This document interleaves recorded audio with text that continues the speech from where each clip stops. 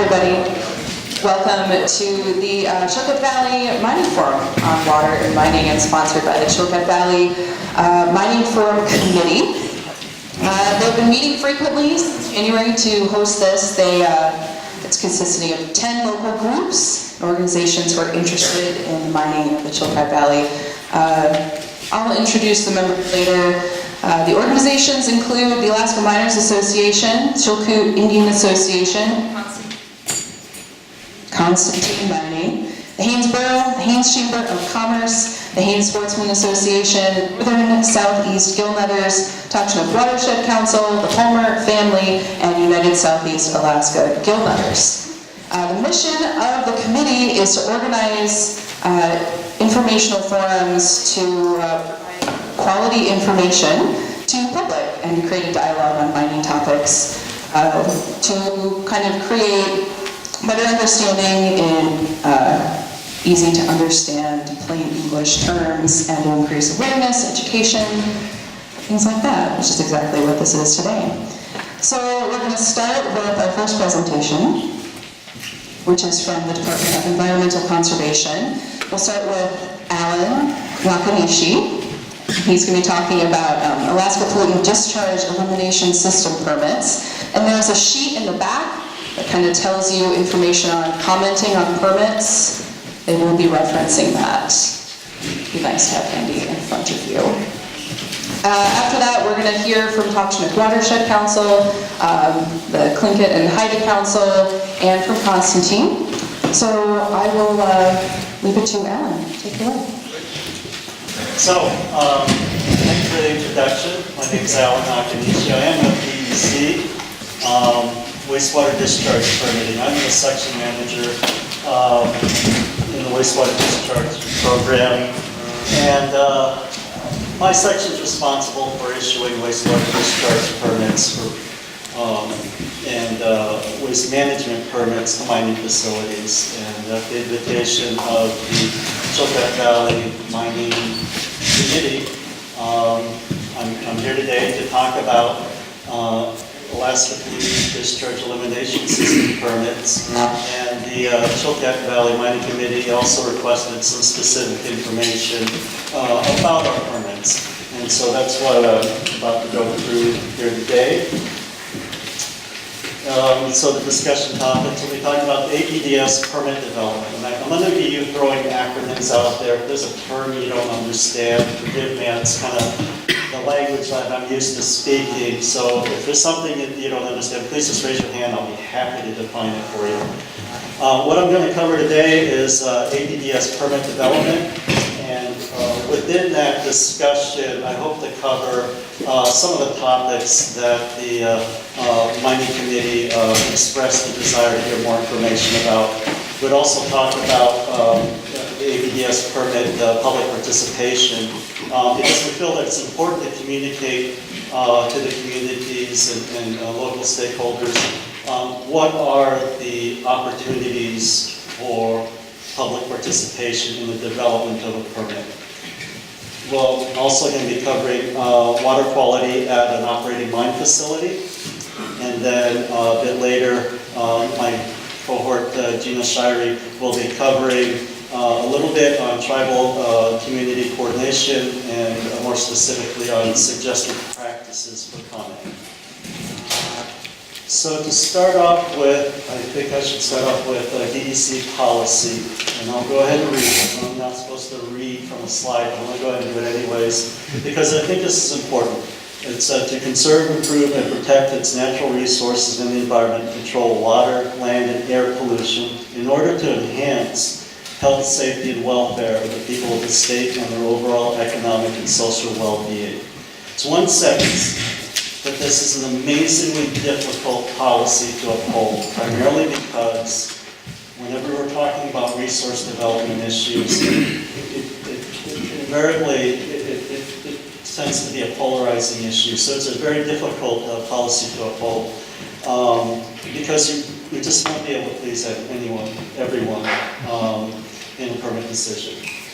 And so as a regulator, our way to at least meet the objective of the policy. And it's really important, I take this to be my personal philosophy as well, is that I can neither be a proponent or an opponent to a particular project. I have to remain neutral.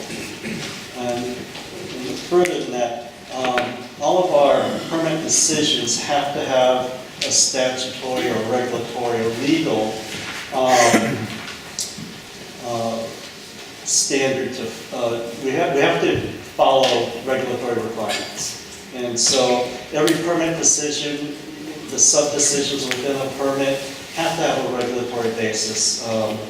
Otherwise, if we get an appeal and we aren't regulatory, then the decision can be reversed. So all of our decisions have to be founded on regulation.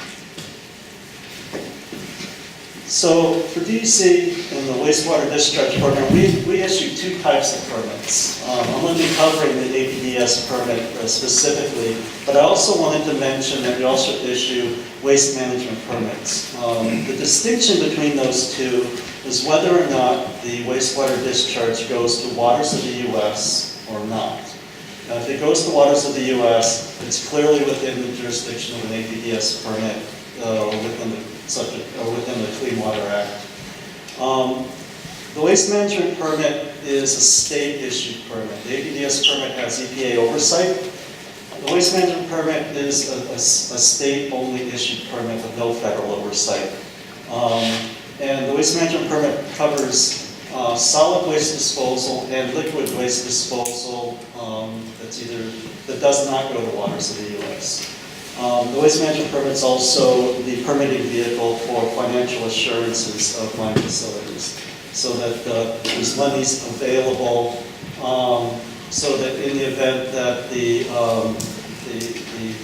project proponent walks away from the project, the state has some level of protection financially for the cost of cleanup and reclamation of the site. So first, what is an APDS permit? It allows a discharge into waters of the U.S. And as a permit, like a driver's license, it specifies the specific conditions under which a permittee may discharge water. So we specify effluent limits, we specify the monitoring and reporting requirements. We also have a number of other requirements that I'll get into a little more detail as well.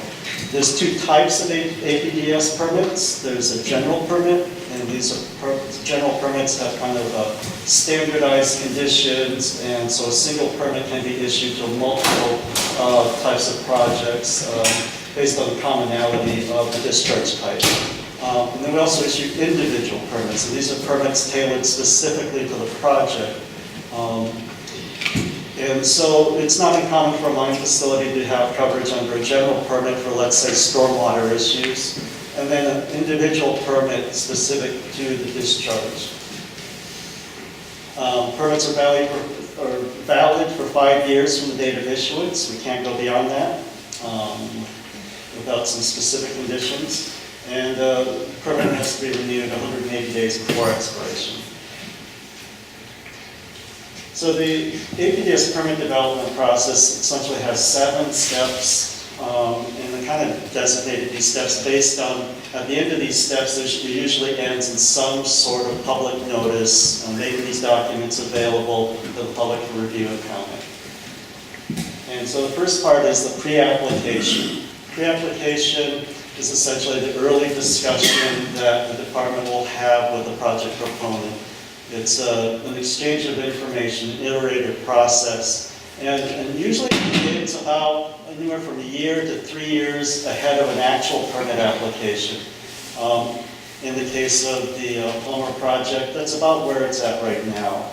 Early engagement with the agencies, kind of conveying what the plans are, the initial plans are for the facility, and then the agencies will provide technical advice, where a project plan, where the ideas fit within the regulations. There's cases where there may be an idea presented to the agencies, and it may not meet the regulatory requirements, and so that's why I made the note that sometimes we have to say, no, this is not compliant with the regs. And during the pre-application process, we'll talk about the application needs, the data needs, and we'll kind of segue into baseline monitoring and why that's important. Once again, it's an iterative process, but the objective here is to provide enough information to the project proponent so that the project proponent can develop a complete application. And at the end of the pre-application process,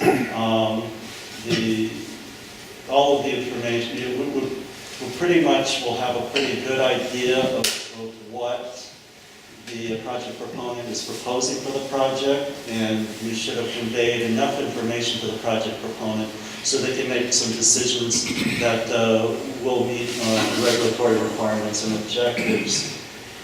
So one of the key things that we express to a project proponent during pre-application is the need for baseline studies, the collection of baseline or environmental data.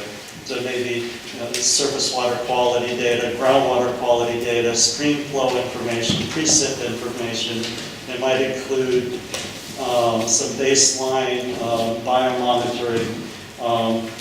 So we express the need for a baseline data collection well in advance of permit application. And I believe that is currently where the Palmer project is at now, is a collection of baseline data. The baseline data serves not only as a record of an environmental baseline, so that if the project does go to development, we have captured enough information to kind of characterize what the environment was like before the project was developed, before the discharge occurs. The other element in the need for baseline data is we use the baseline data to develop the permit limits. We need that information in order to develop permit limits and set the monitoring requirements so that we can ensure that the water quality of the area of discharge is protected. On baseline data, there's a couple areas that we really do focus on. One is site location. Ideally, the site locations for baseline monitoring will consider the developed project so that a sample site collected during baseline will continue being the sample site during mine development, when the mine gets developed. I'll cover this a little bit later when I talk about the actual example of an existing facility where we have a substantial amount of information and how that baseline data is used to kind of gauge how that facility has been operated over time.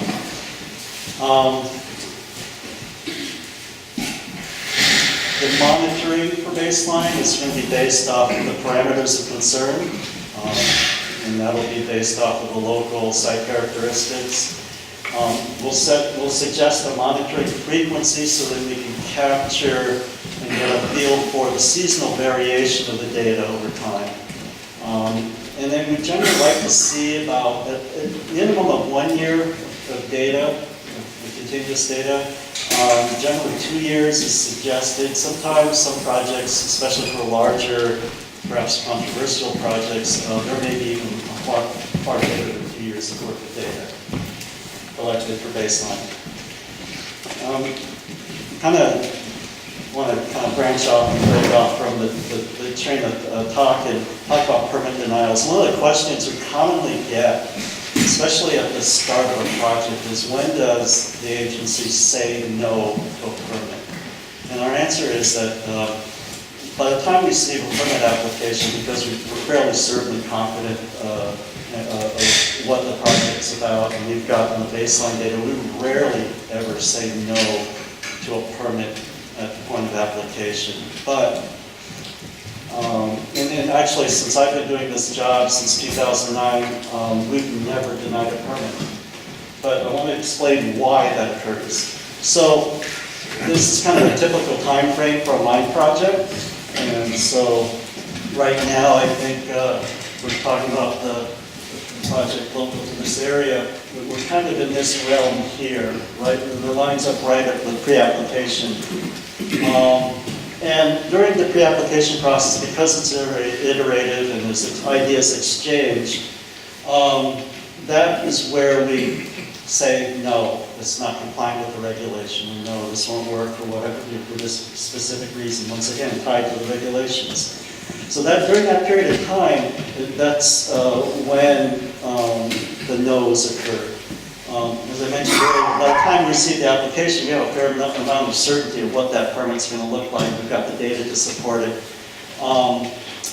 And this application, pre-application period, when they suggest, when a proponent suggests a treatment system or a plan, and we believe it fits within the regulation, the project proponent then again, once again, has to go back and take a look to see if that modification or adjustment to that treatment system or their water balance or water management plan is going to still continue to be feasible for the project.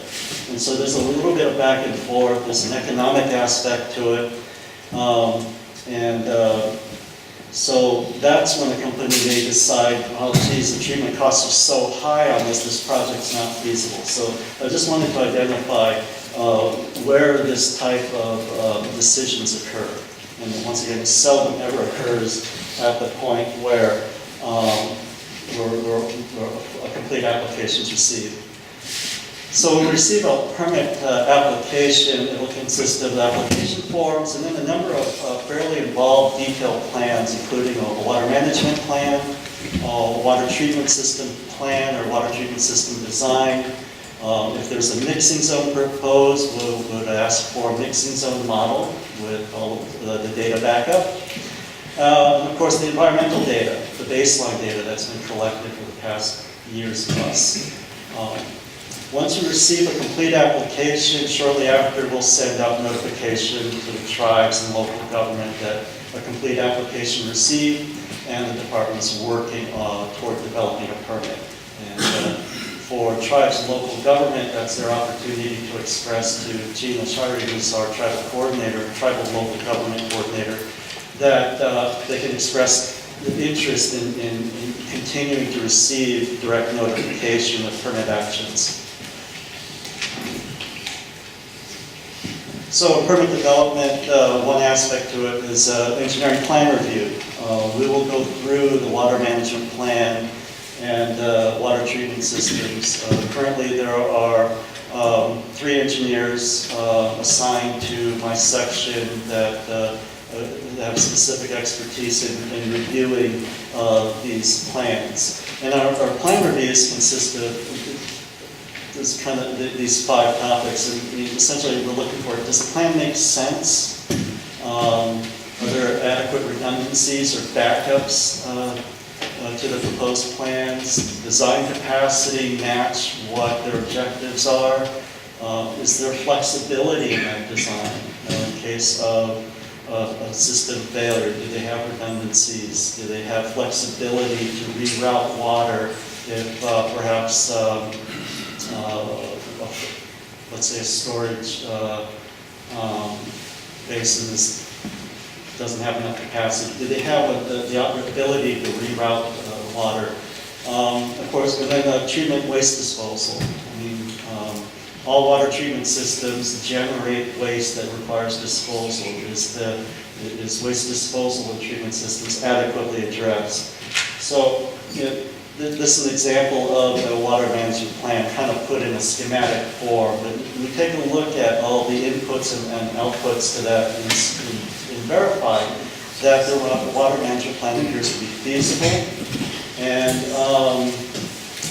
if it matches what we conceive to be a reasonable plan.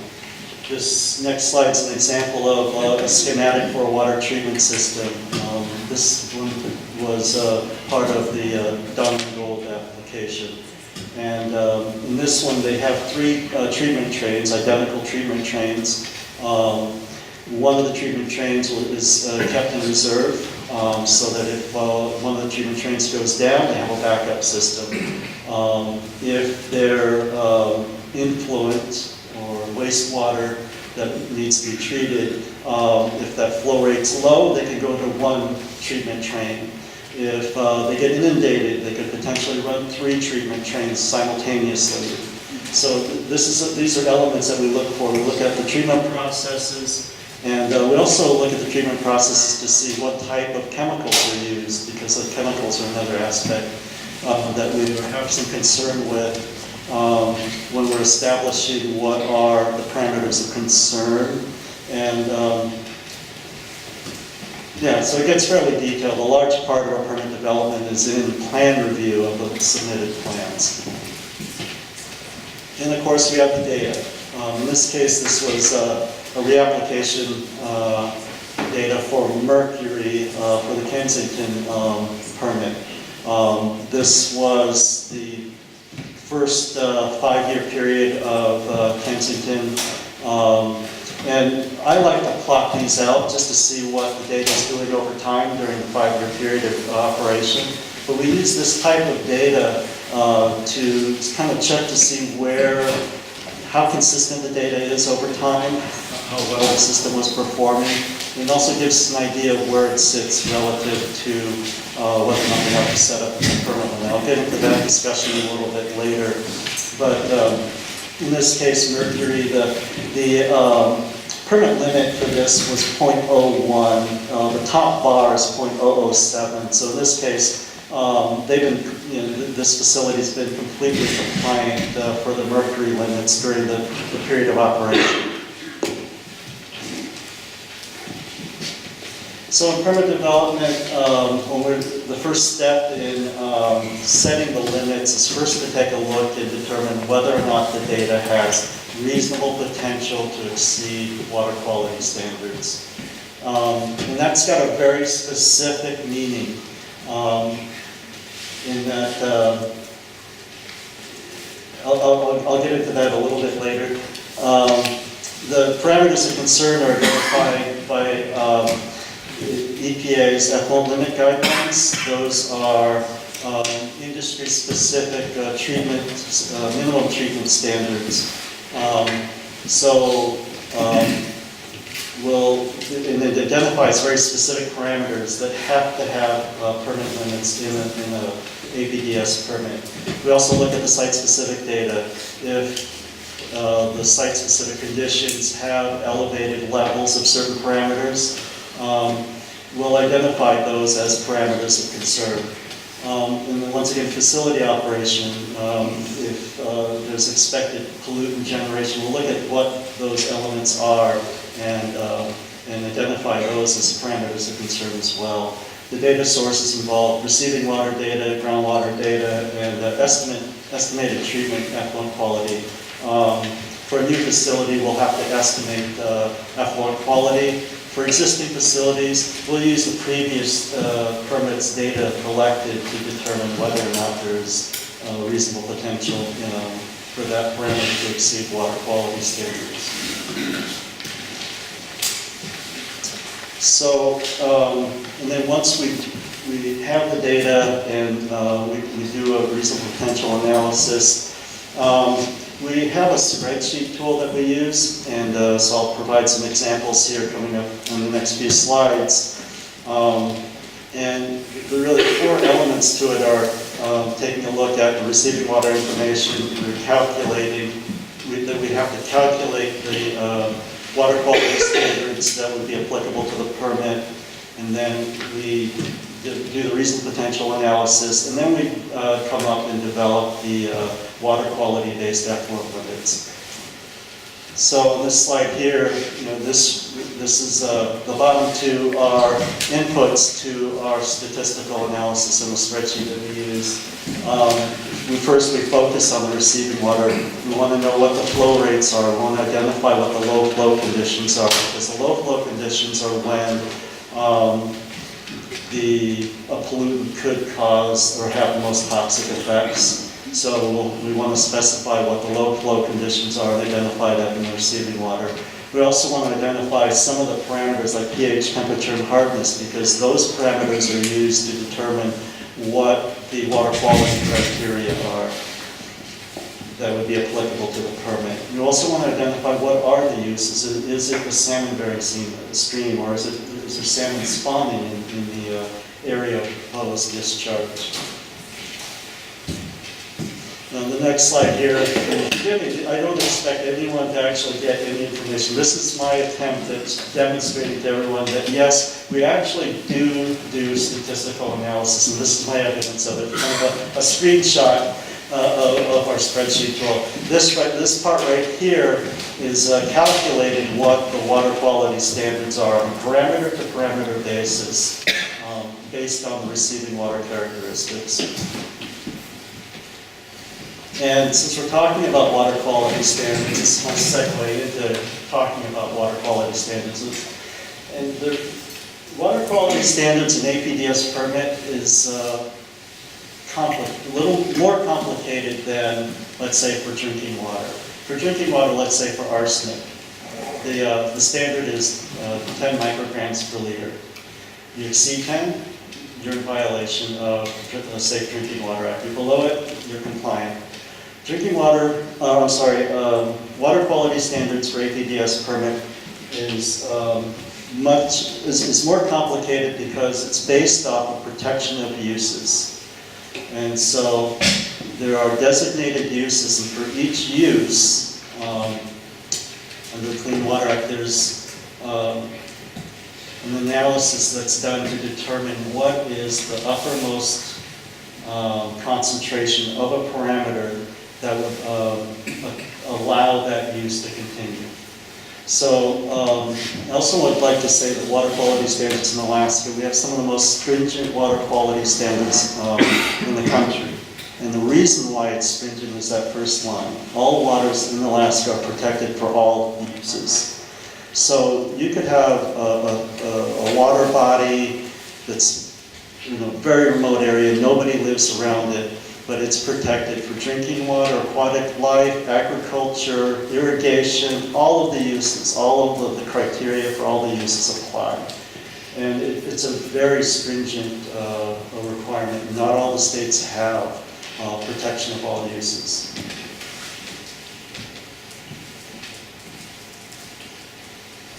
So this is just kind of a screenshot right out of our water quality standards. And you can see here, let's say for aluminum, there's 3 numeric criteria. See, irrigation and then aquatic life for freshwater, acute and chronic. They have numerical values to protect those uses. So for each use, there's a corresponding numeric value. When we set the permit limits, we base it off of the most stringent use. And sorry. So once we establish the permit limits,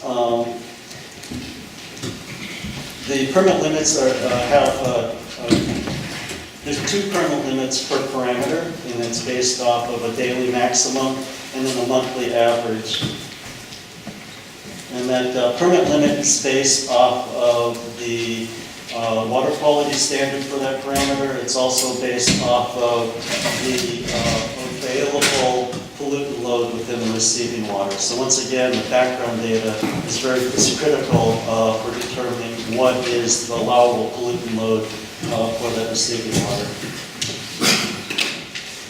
Once we do establish the permit limits, we'll establish the monitoring and reporting requirements. All parameters with limits must have monitoring. And the department does have discretion to add additional monitoring, even though there may not be an associated permit limit if we've got some environmental concerns with a particular parameter. I also want to mention that some monitoring is included in an APDS permit that may not be required under the Clean Water Act. And when I get into the discussion of the Greens Creek mine example, that particular permit under the APDS permit has biomonitoring as well as sediment monitoring. Currently, for future permits, we typically put that under our waste management permit rather than the APDS permit, just because if we need to modify non-Clean Water Act requirements, it's more difficult for us to do since it does have federal oversight. So the biomonitoring and sediment monitoring, other types of monitoring outside of Clean Water Act requirements will be covered under the waste management permit. The permit will also have a best management practices requirement. So what we want to see from the facility is their best management plan based off of the waste hierarchy. So we want to know how the facility will operate, and with first priority being waste prevention. What are the programmatic processes that the facility will institute in order to promote waste prevention going down to disposal as the least preferred method of addressing or dealing with waste management. The waste management, the BMP is due roughly about 60 days after permit issuance.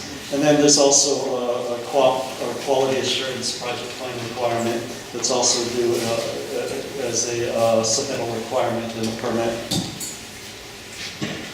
Concurrent to the permit, we also develop a fact sheet. So it's a parallel document to the permit. And the purpose of the fact sheet is to provide an explanation of what the regulatory authorities are for a specific decision in the permit. It's basically a justification document, an explanation document, and provides all of the details required for required analyses. And one of the required analyses, and this one's kind of critical to the fact sheet, and one that's frequently brought up in appeals of permits, is the anti-degradation analysis.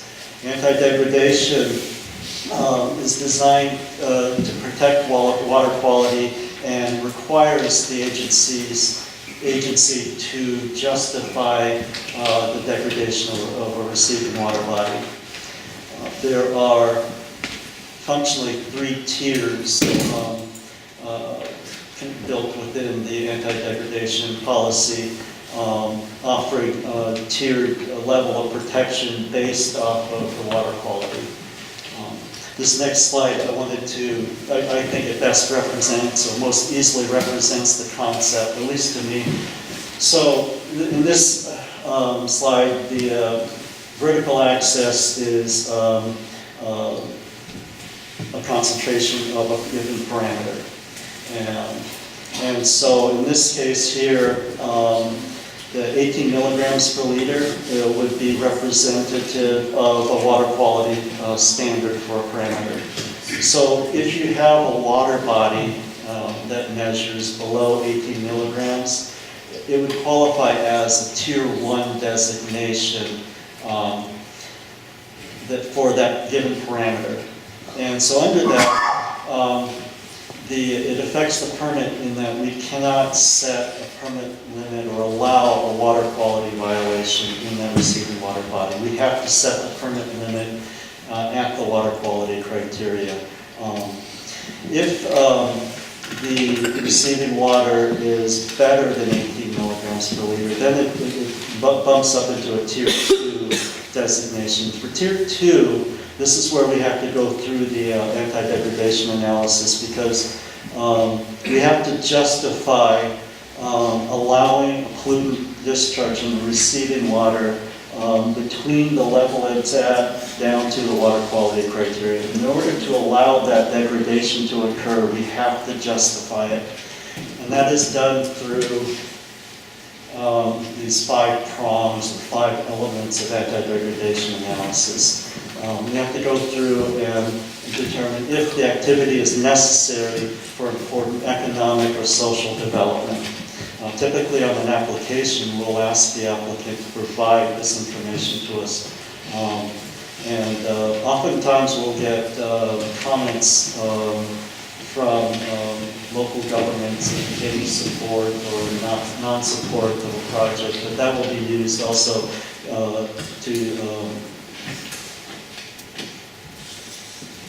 for that first analysis. in support or not support of the first analysis. The second one and the third one, will it meet water quality criteria, hold effluent toxicity, or will the uses are protected? They're somewhat interrelated. When we talk about water quality standards or protection of use and the numeric criteria, there's that interrelationship. So that justification is similar too. You'll have to go through it and re-explain why the proposed facility, the proposed treatment system is adequate for protecting the water uses and the water quality criteria. The fourth one are there alternate methods of pollution prevention, control, and treatment. We'll go through an analysis of the proposed treatment relative to what other types of treatment systems are available for that project.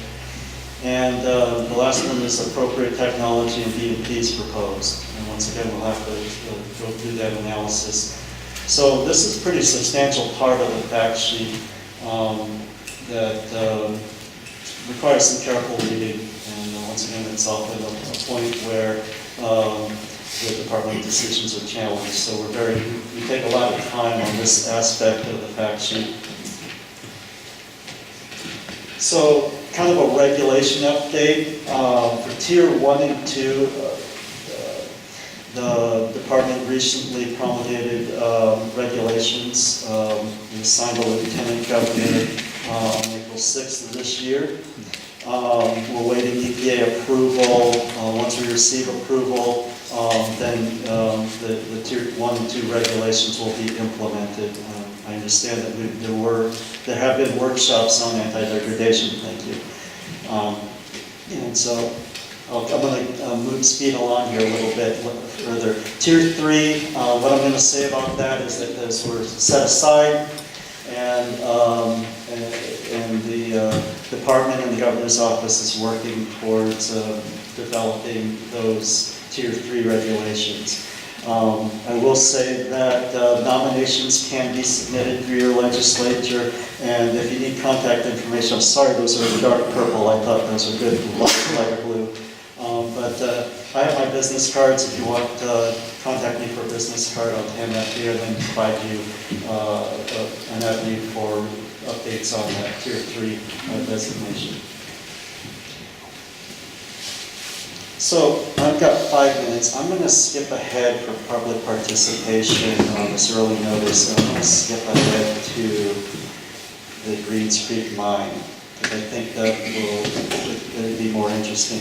So Greens Creek Mine, I think a number of you are pretty familiar. It's a lead, zinc, silver mine on Admiralty Island.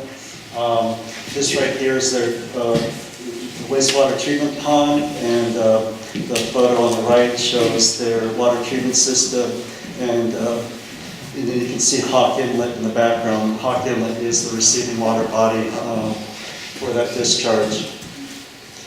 The Greens Creek Mine's parameters of concern, these are the parameters of concern for which permit limits are set. I highlighted lead because I wanted to show you what the data looks like for Greens Creek. So this is the receiving water body, this is the monitoring locations.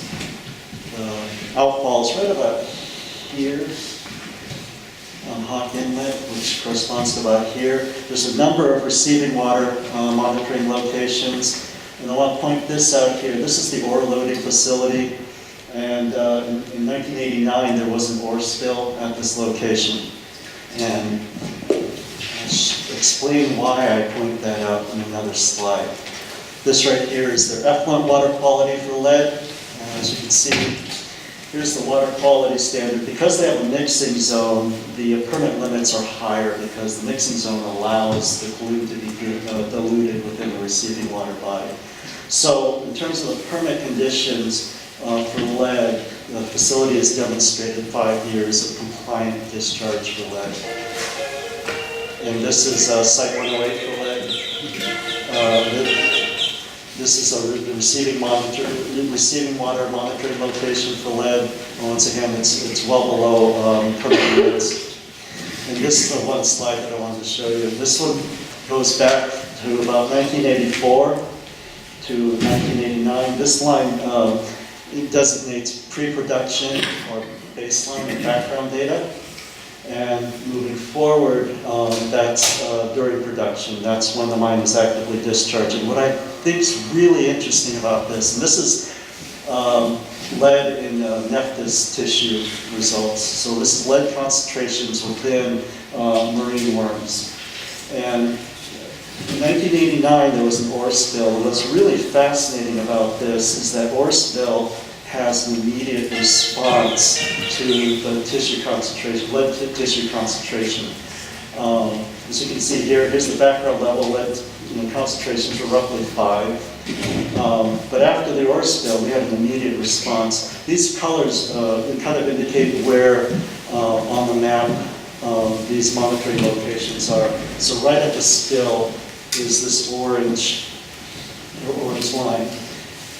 And so what this tells me is that, yeah, okay, the biomonitoring is pretty sensitive to contaminants in the receiving water. We show an immediate response within the location close by to the ore spill and the distance from the ore spill. There were some cleanup efforts in years after the ore spill to try and clean it up, and you see some lowering of the lead concentrations in the marine worm tissues. And then within the last, since about 2003 forward, the conditions are close to baseline. And so it appears to have naturally attenuated. So this is an example of how baseline data can be used to see, okay, how is this facility's discharge affecting the receiving water over time? Without that baseline data, you would have no basis to know what the current data, how the current data appears in comparison with the baseline data. And so this right here is kind of a really nice example of a stressor to the system. We've got a monitoring system that can pick up on it, and we can monitor this over time to see what it's doing. So, what does attenuated mean? Attenuated means that it goes down or kind of settles over time. And I'm sorry I had to skip some of the material. It was on the public notice participation process. If you have questions about that, I'd be happy to explain that to you. Please see me. I have my business cards available, and I'd be happy to answer questions. I'm going to segue or hand up to London. And of course, I'll be happy to answer questions during the panel discussion. This is Gina Shirey. She works to make sure that local governments and local tribes are notified of permitting and things like that. And so she has this handy little sheet that you can pick up in the back to talk about commenting on permits.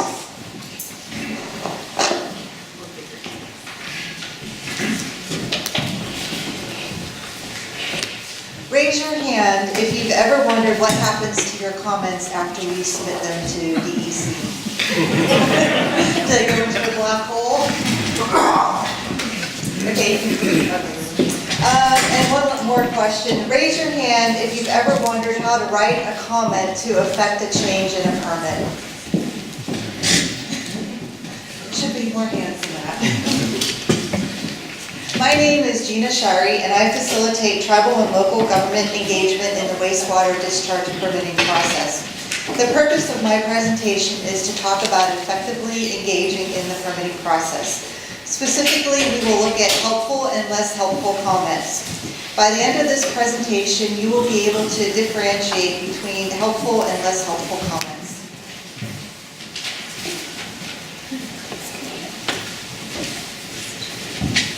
DEC provides resources to facilitate early involvement in the permitting process.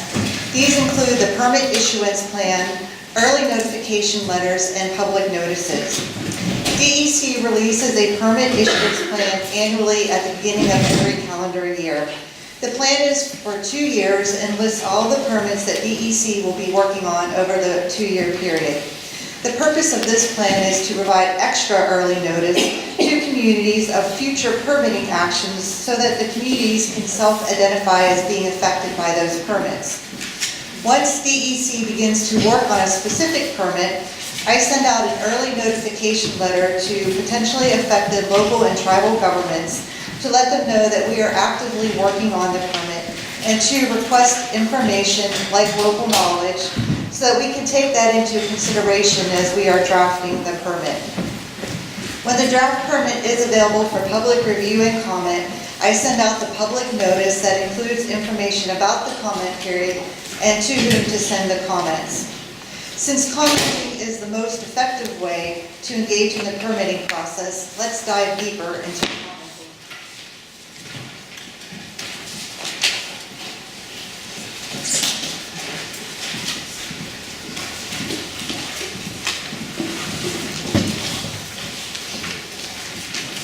The purpose of providing comments to DEC is to inform us of additional considerations, to provide general feedback, and to correct errors or omissions.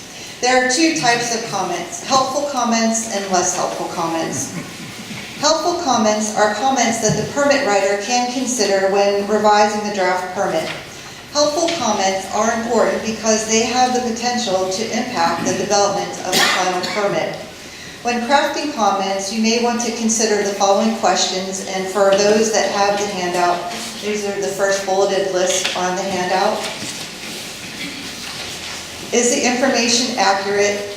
Are the assumptions and methodology adequate?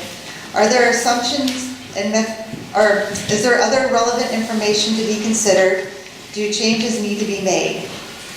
Less helpful comments, on the other hand, are difficult for the permit writer to consider. They are generally beyond agency authority, outside the scope of the project, opinions or perceptions, only support or oppose the project, speculative, unspecific, and do not provide enough substance to evaluate the impact. Personal observations are not really comments on the draft permit and are generally suited to the early stages of permit development. Personal observations may be useful to the permit writer. They could include photos, notes, and records, years you have lived or worked in the area, formal or informal education, training, or experience related to the projects and issues you are addressing.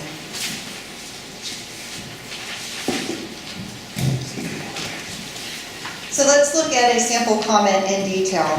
Helpful comments are fact-based, cite permit or regulation and address applicability, correct typographical, calculative, or factual errors, include observations about the facility or receiving water, provide a link to new studies, data, or research, cite potentially affected local uses, discuss issues regarding discharge location and timing.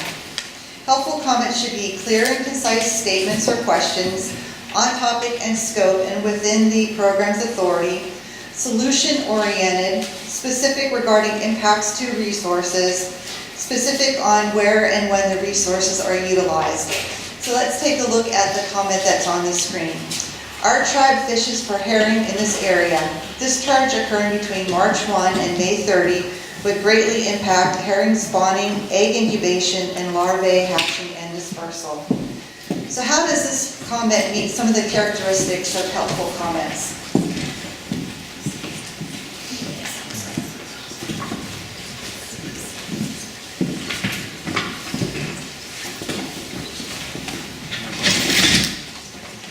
It's factual.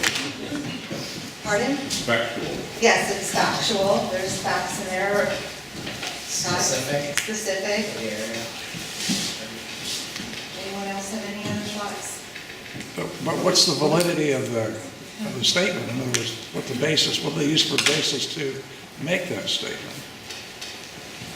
Yes, so that would be, that's a good question. I would say that would be personal observation, somebody that is living in the area and being able to talk about the herring fishery that happens there.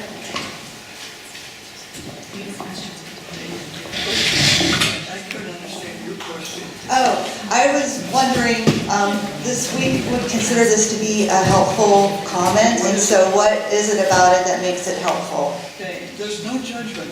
It's just basically a fact that enlarges the vision, and it's truthful. So, if I was on the other side of this, that would be important to consider when we push the line. Okay. That's good comment.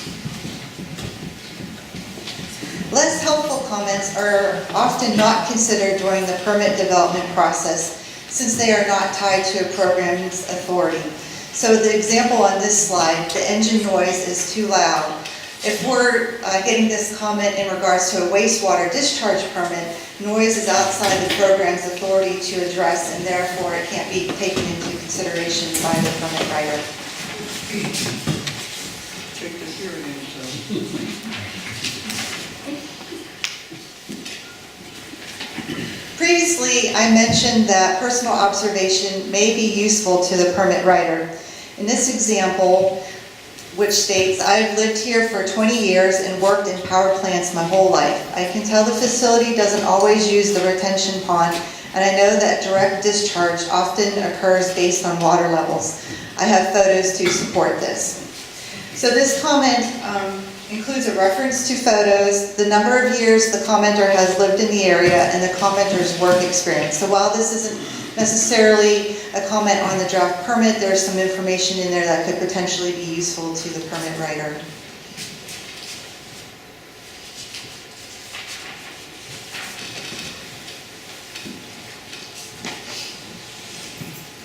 So for the next part of my presentation, we are going to, it's going to be more interactive here. We're going to take a look at a few sample comments. I have 5, and I think I have time hopefully to get through all 5 of them. So we're going to look at sample comments and decide as a group if they're helpful or less helpful. And we're going to do this by just a showing of your hands.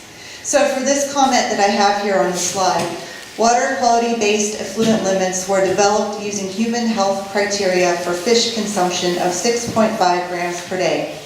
However, the Alaska Department of Health and Social Services has estimated that some villages may consume more than 10 times that. Point Hope consumes high amounts of fish and fishes in the vicinity of the outfall. So by a show of hands, who thinks that this comment is helpful? Great. And who thinks this comment is unhelpful? So it looks like most people consider this comment to be helpful. What about this particular comment makes it helpful?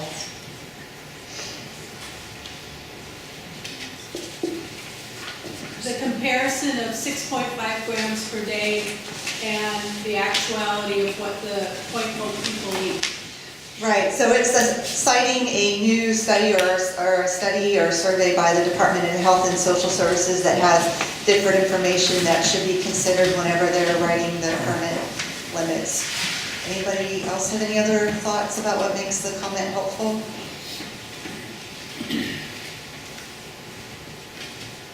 It's within the authority of the discharge program. Yes, thank you.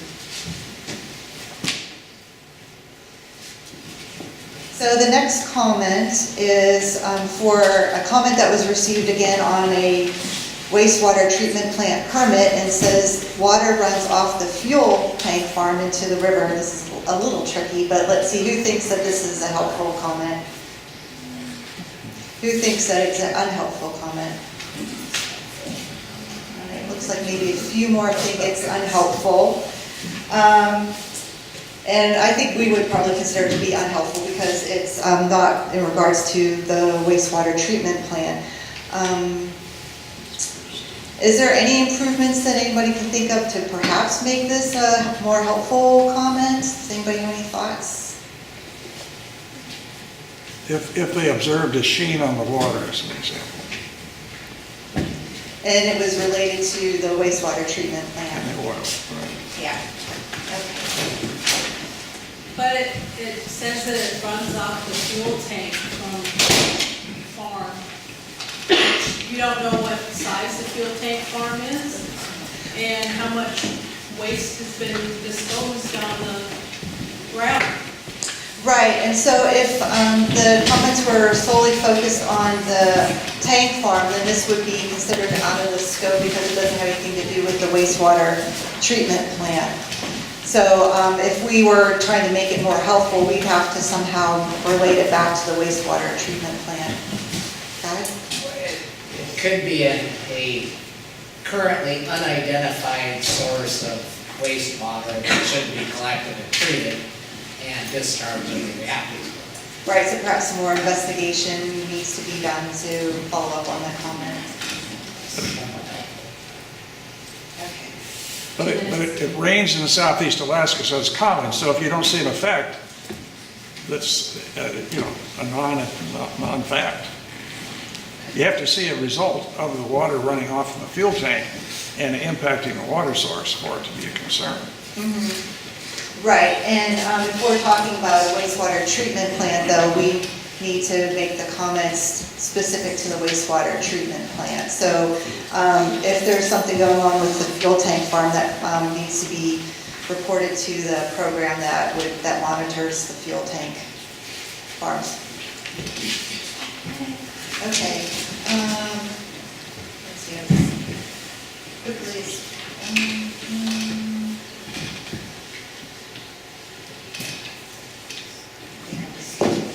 Okay, so the last comment to go over here is, we did not receive a copy of the public notice until 17 days into the 30-day comment period due to weather and rural mail carrier delays. There were no advertisements of the public notice in local and readily accessible newspapers and only in city papers. We therefore request that you extend the comment period so that we may have additional time to more thoroughly review the draft permit and provide additional comments. So people think that that's helpful.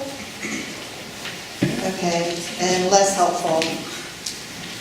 All right, looks like most people thought it was helpful. And because we don't have time, we won't get into the discussion, but we would consider that to be helpful too, and something that is commentable, that if there are situations where you don't have the full permit time, you may be able to request an extension of that comment period. So I'd just like to thank everyone for participating in this exercise, and I will turn it over to the next person. Thank you, Gina.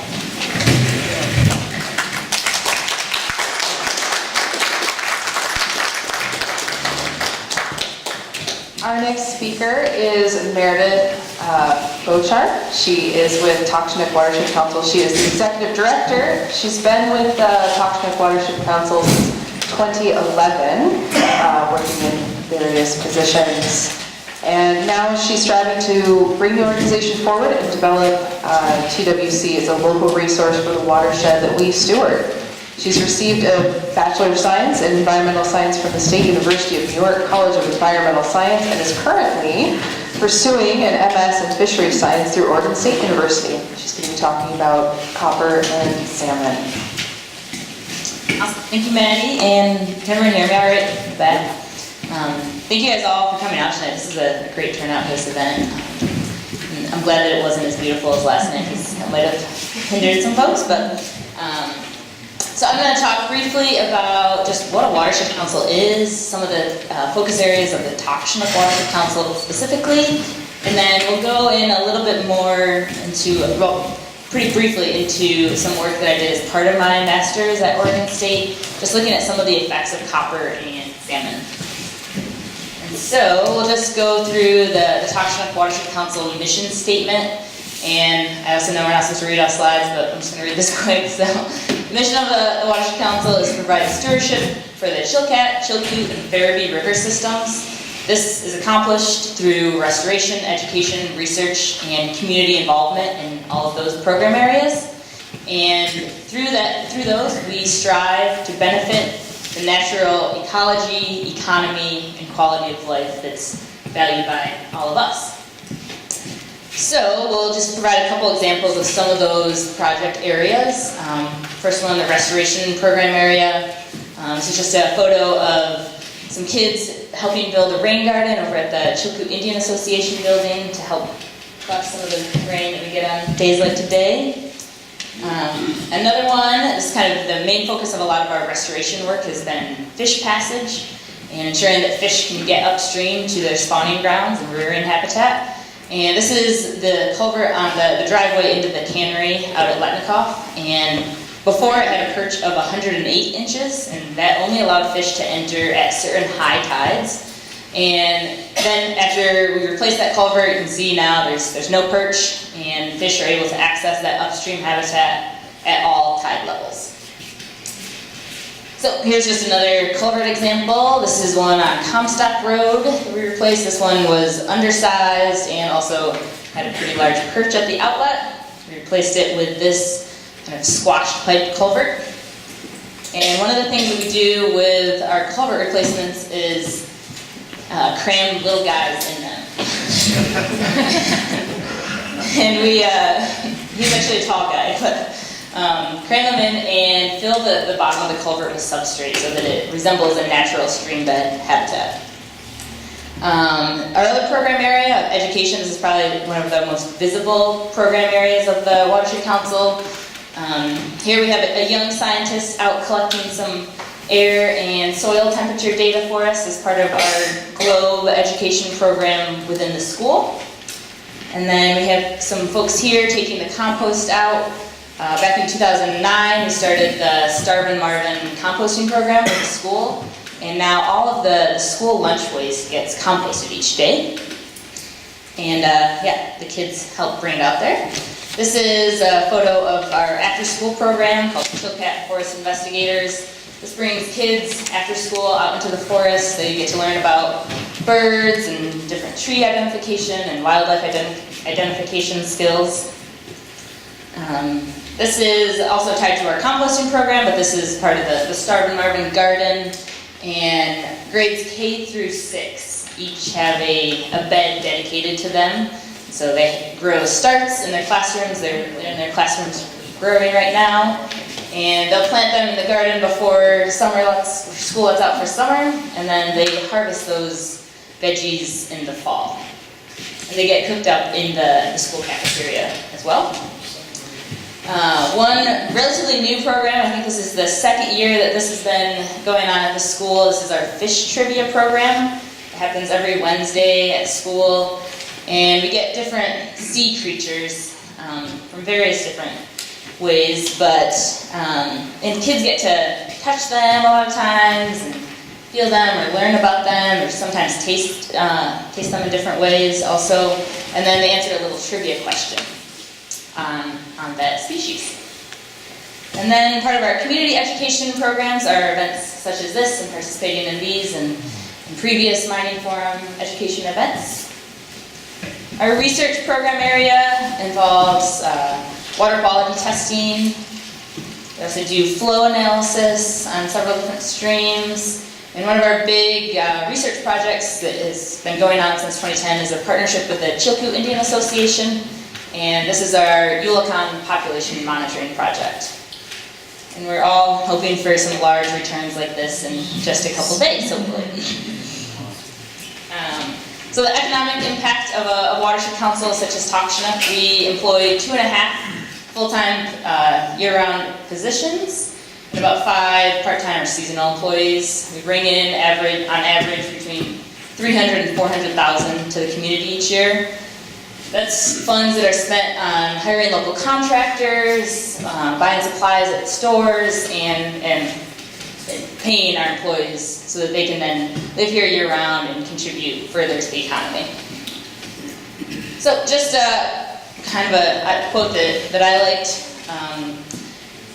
about the benefits of watershed councils such as this, because we kind of fall in this weird little zone where we're not a regulatory agency at all, and we're not an advocacy organization either. And so I'll also just read this slide, but locally organized, non-regulatory watershed councils have proven to be a powerful method of engaging citizens from all interest groups in planning and implementing solutions to improve water quality and fish and wildlife habitat.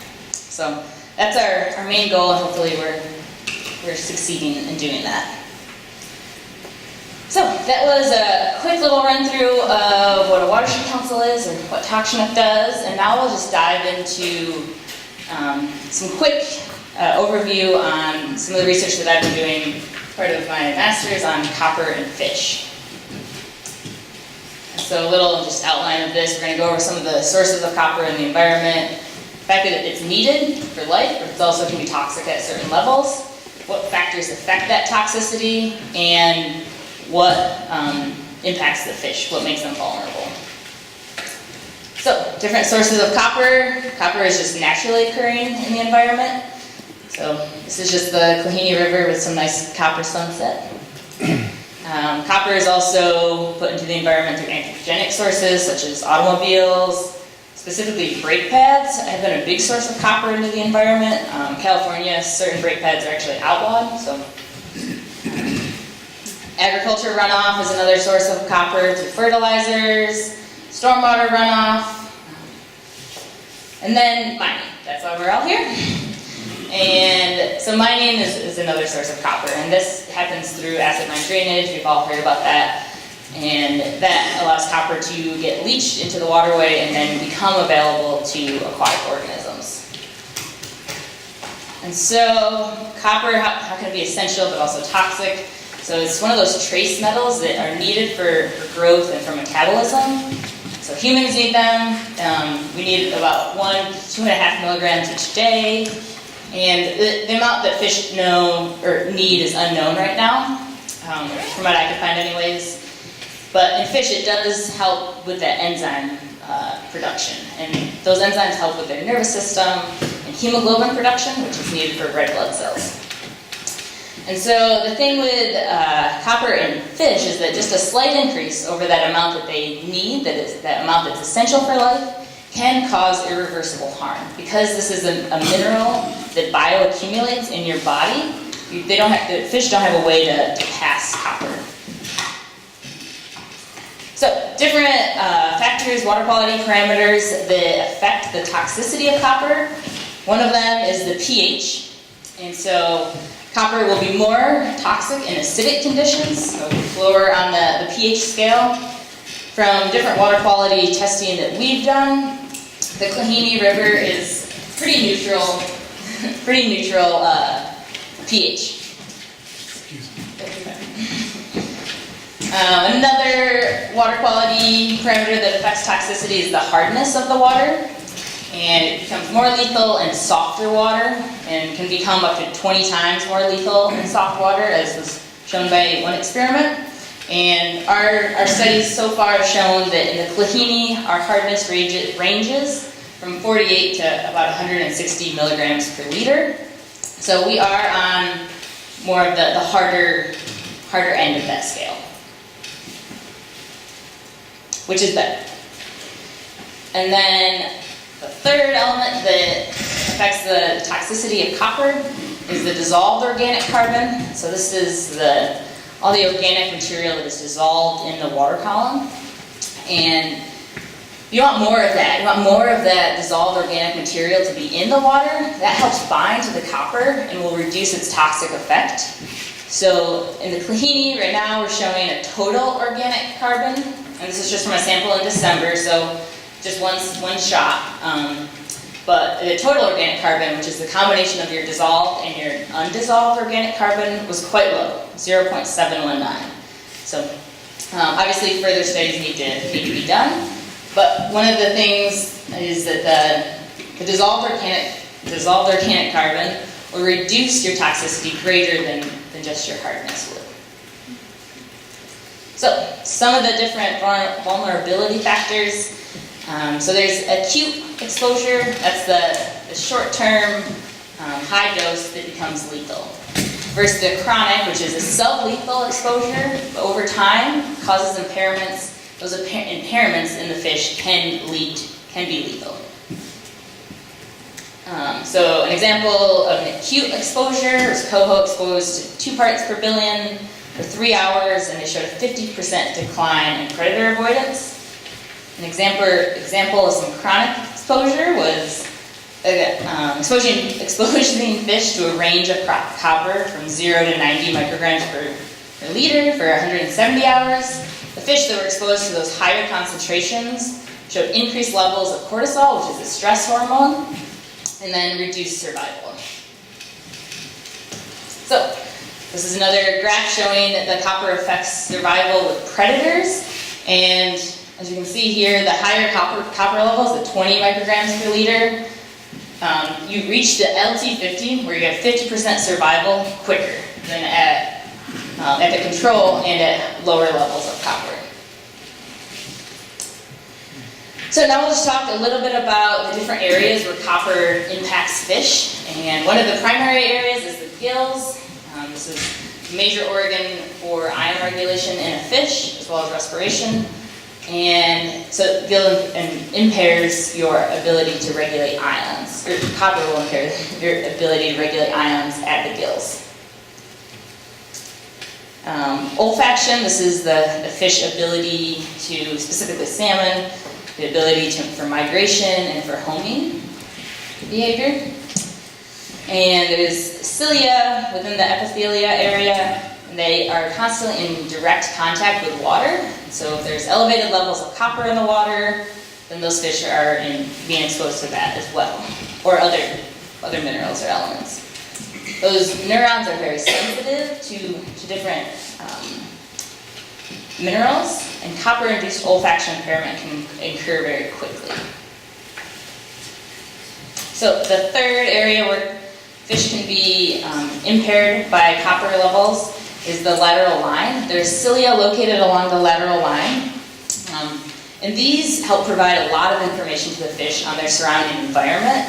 This provides vibrations of nearby fish or nearby predators, the water flow, schooling, predator avoidance, orientation, and in concentrations of less than 20 parts per billion, there was seen to be a 20% loss in those hair cells.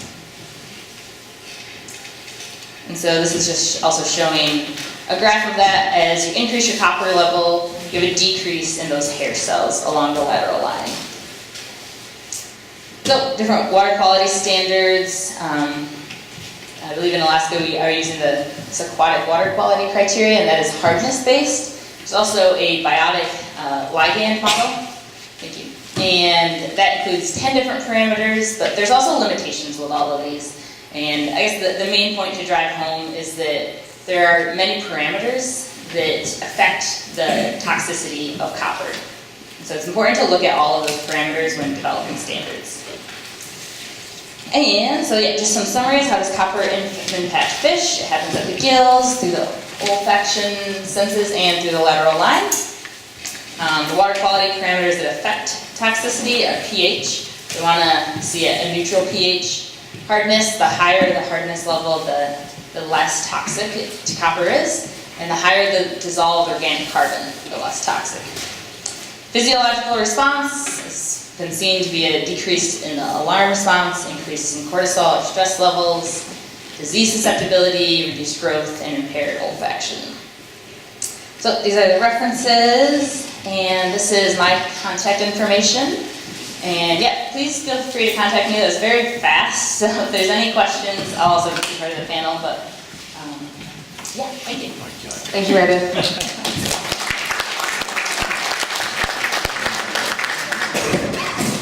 All right, our next speaker is Kenneth Weitzel. He's from the Tlingit and Haida Central Council. Kenneth is from Huna. After graduating from high school, he served with the Navy for 11 years.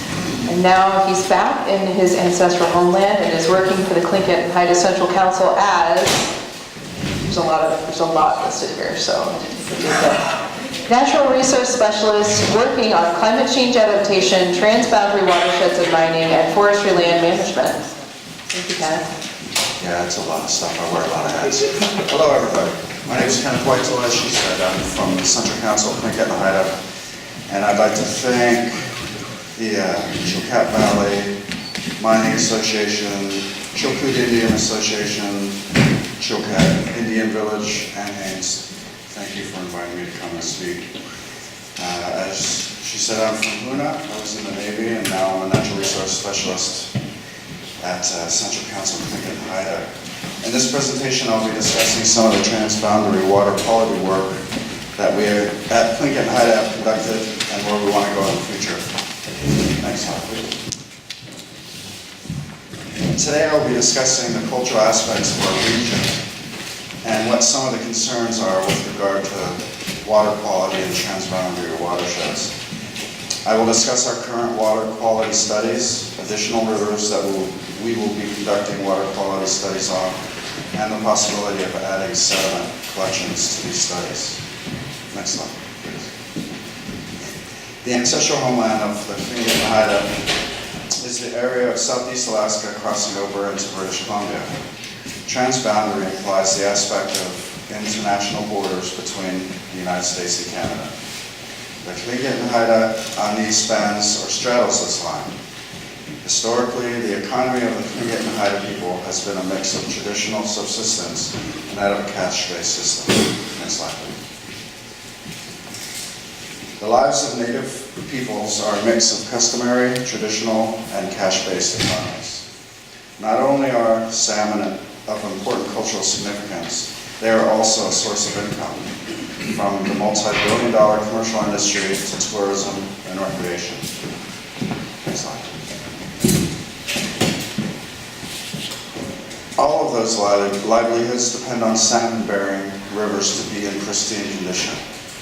Here are the two transboundary rivers that we have begun taking water quality samples from, the Stikine and the Taku rivers.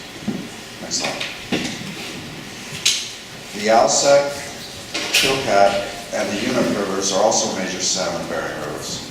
Because of the significant cultural and economic importance of these rivers, we hope to soon be incorporating water quality testing in these areas as well.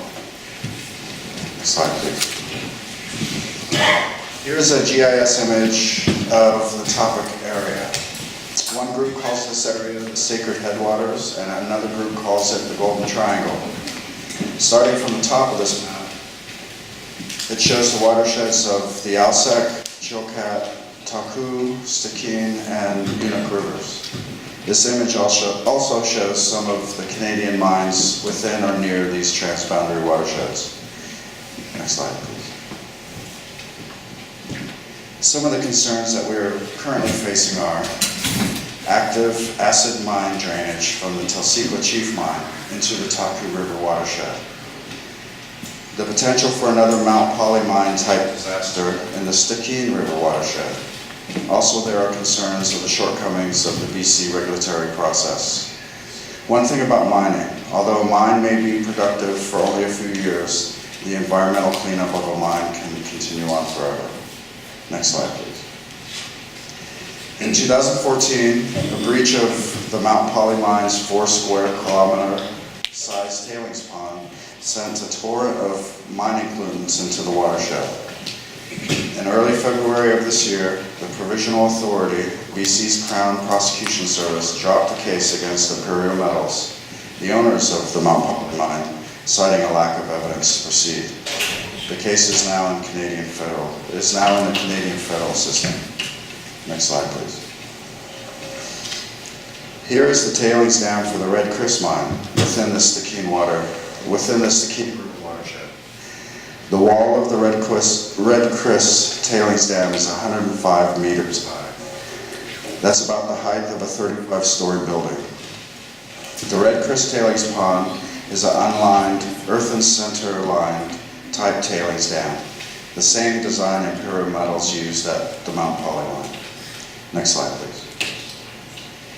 Since 2014, the Bureau of Indian Affairs has been informed of these transboundary mining issues. Tlingit and Haida has been striving for a defensible water quality study of all of our major salmon-producing rivers. To date, we have 19 water samples from the Stikine River and 16 from the Taku.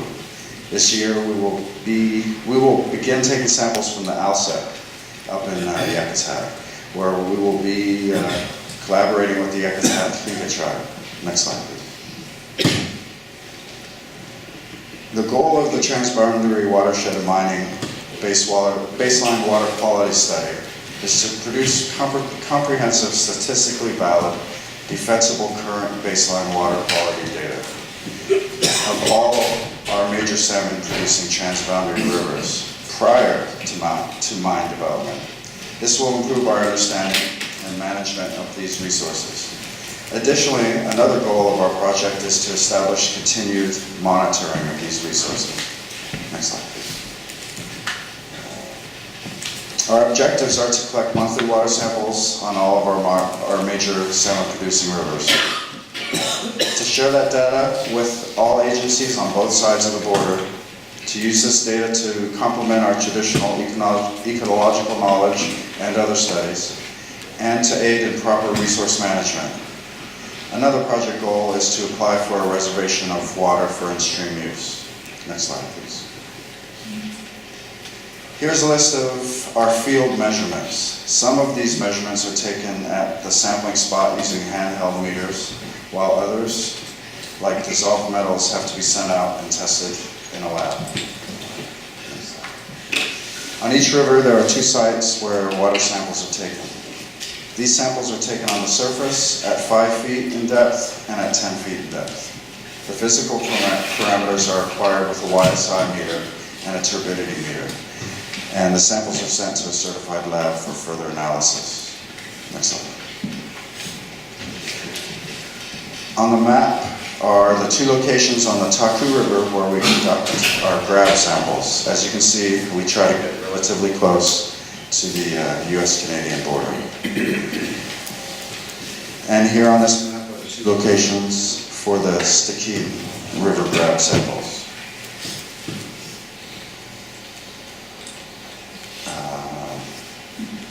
And one more please. Thanks. The Unique River drainage is a designated wilderness area. Because of this, we are currently formalizing a collaboration with the Forest Service and the U.S. Geological Survey to share access to their transportation resources on the Unique River. Next slide, please.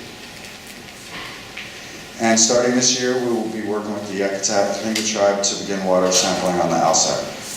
Next slide. Our team that takes these water quality samples is Captain Needham of CHI, Environmental Consulting Services, my co-worker, Sir Scott of NLR, and myself.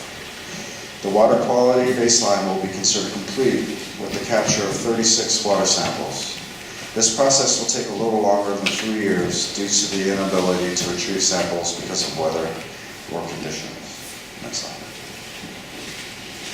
Our future goals: to review the data of the samples sent to the lab and assure accuracy, to share and make available this data with regulatory agencies and other organizations, to expand our scope into the Chilkat River or collaborate with the Chilkat, and to add a settlement sampling process to each river. And we will update the QAP to include the new rivers and sediment sampling aspects. And with that, Gunishish Hawa, and thank you very much.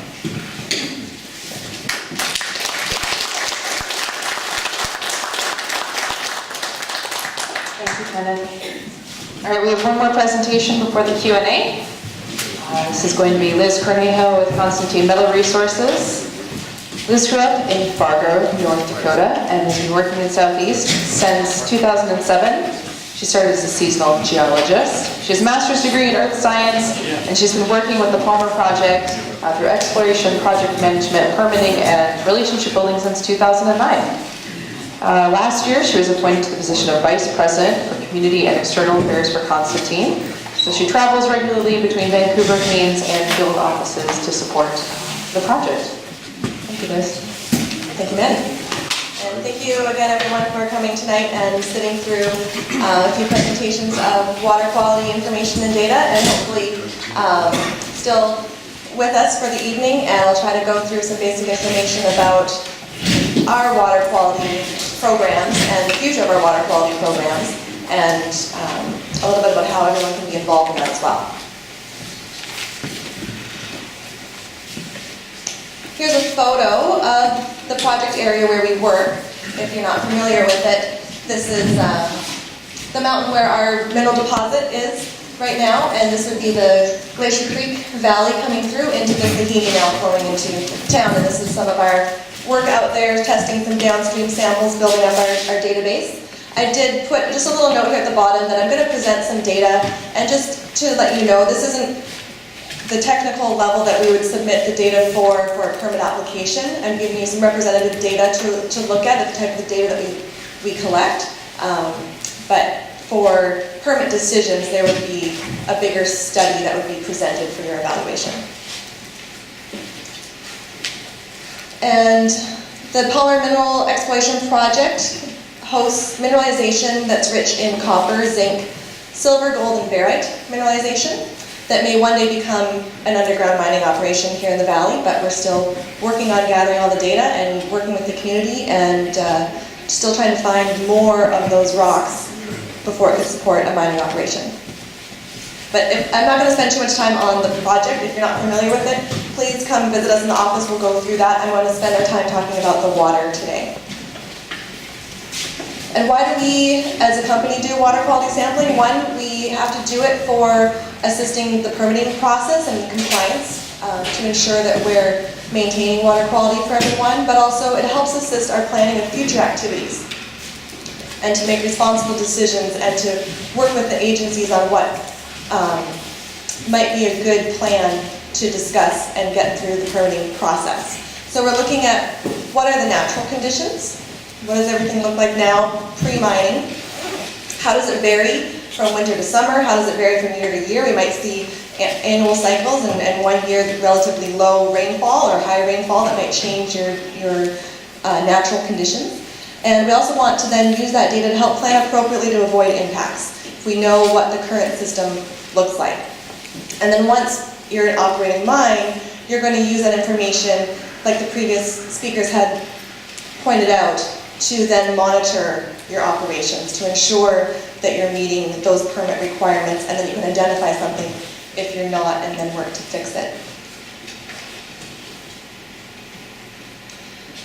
And one thing I wanted to add in here too is that water, not all waters are the same.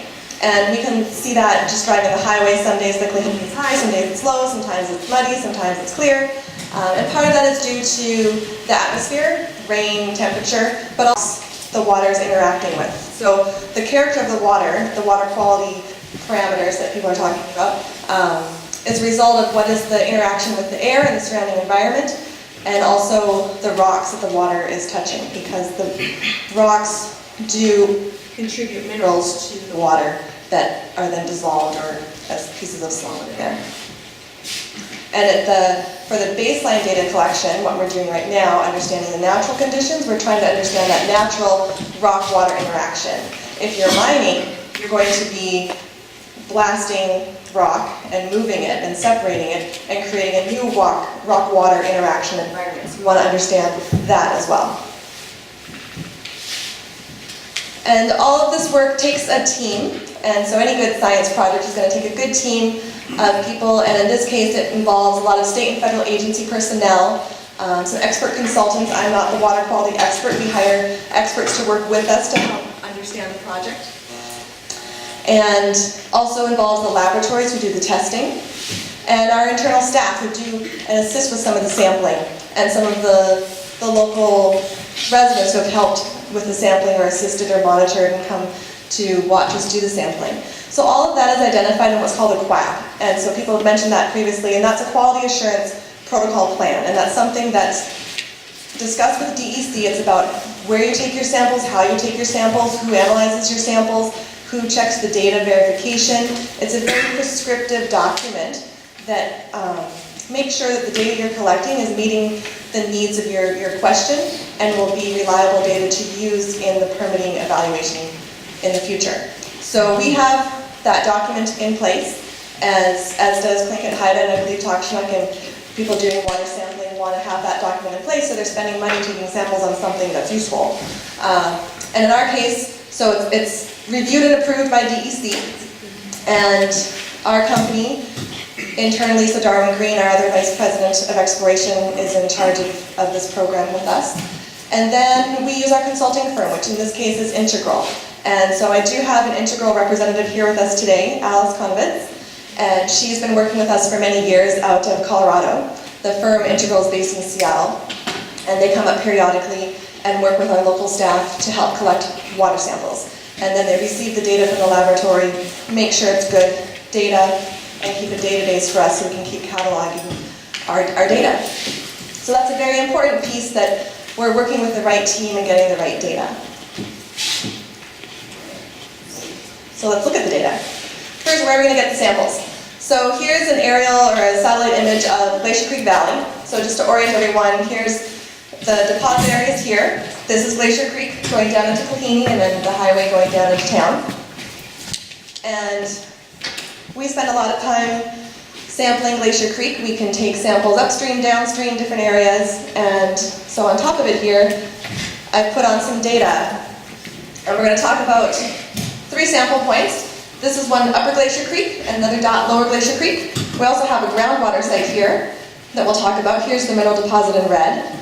All of these creeks we've outlined, are cataloged as well. The blue, the darker blue, those are your anadromous waters that we've worked with Fish and Game to study and evaluate and catalog there. And the green is the resident fish that come up as well. So looking at both fish and water quality. And then as we zoom out to the whole valley, the whole area, again, this is Glacier Creek Valley, the deposit and the 3 sample sites. I'm also going to show you data about, I don't know, probably 15 miles downstream at the Kahini Bridge, the 26-mile bridge. And then we got samples also here down at Mud Bay. We've taken some samples from the Mud Bay water source that we'll take a look at as well. And that's to help us just understand the entire watershed, entire system, and we'll take a look at those sites. I've chosen those 3 surface sample sites. So Upper Glacier Creek. Here's some photos in the summer and the winter. So we want to take high flow, low flow, different seasons. You can see estimated flows in the summer about 110 cubic feet per second, I think. And then it decreases down to 17, so water flow is restricted. Kahini Bridge, you can see restricted again. So we try to make it out there winter and summer and take different samples. Here's a picture of the groundwater sites we'll talk about. One drill hole in the mountain that was drilled specifically to test the groundwater and keep it available for us to understand the groundwater, and then the Mud Bay spot. Okay, here's some data. So we've set it up. On the left-hand side is the surface water quality, the right-hand side is the groundwater quality. On the surface water quality, we've taken a summer event and a winter event, and on the groundwater, we don't have as many winter events. I chose 2 summer events to show the differences and how water can vary. So turbidity is a measure of the water quality that we measure, and it's how cloudy the water is, how muddy is it, is it clear or not clear. And you can see the higher the number, the less clear the water is. And as you can imagine, in the summertime, Glacier Creek and Kahini are cloudy, so that number is high. And then the winter samples are really, really low here when the water's clear. Groundwater's really clear, typically really clear. Hardness is another parameter we look at. That's how much magnesium and calcium is dissolved in the water. And you can see that also varies up and down between seasons. And copper. Copper is a really important parameter for us to be studying because of the importance of aquatic life in the area and because it has the most stringent, the lower levels of the water quality standard is set by the fish standard. So I'm going to spend a little time on this chart to explain it because it's important. The levels in blue is the natural copper level that we've measured at those stations. The orange dashed lines measure your chronic standard, your acute standard. So the acute standard is a little bit higher than the chronic standard. And you can see the standard is varying. And that's what someone had mentioned earlier. The copper standard varies with hardness. So when your hardness is high, see the 254 there, you're going to get a higher aquatic standard for copper levels. So there's you can't say that a level of 5 is good or bad. It depends on all the other parameters when you put them together. And so just to put those numbers into perspective, so copper is measured in micrograms per liter. That's the same, it's a very small measurement. So 1 microgram per liter is the equivalent of 1 penny in $10 million. So it's a really small amount that we're looking at. And so you can see Glacier Creek, Kahini, they're naturally very low. Mud Bay, surprisingly, is a little bit higher, but still well underneath the aquatic standard. And for comparison to the human standard is much higher. Humans can handle a lot more copper. So the human standard is about 1,300 micrograms per liter, so much, much higher. Aluminum is an example of a parameter You can see it's very high in the summer samples for Glacier Creek and Klahini. And again, that relates to the amount of sediment that's carrying in the water.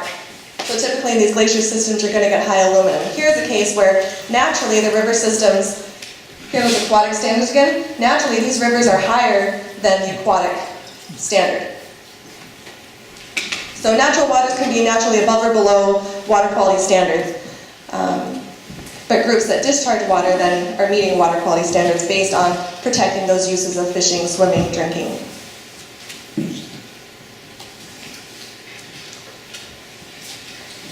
So where does that take us in the future? We are collecting the baseline data, whether it be water quality, wildlife, a lot of other things.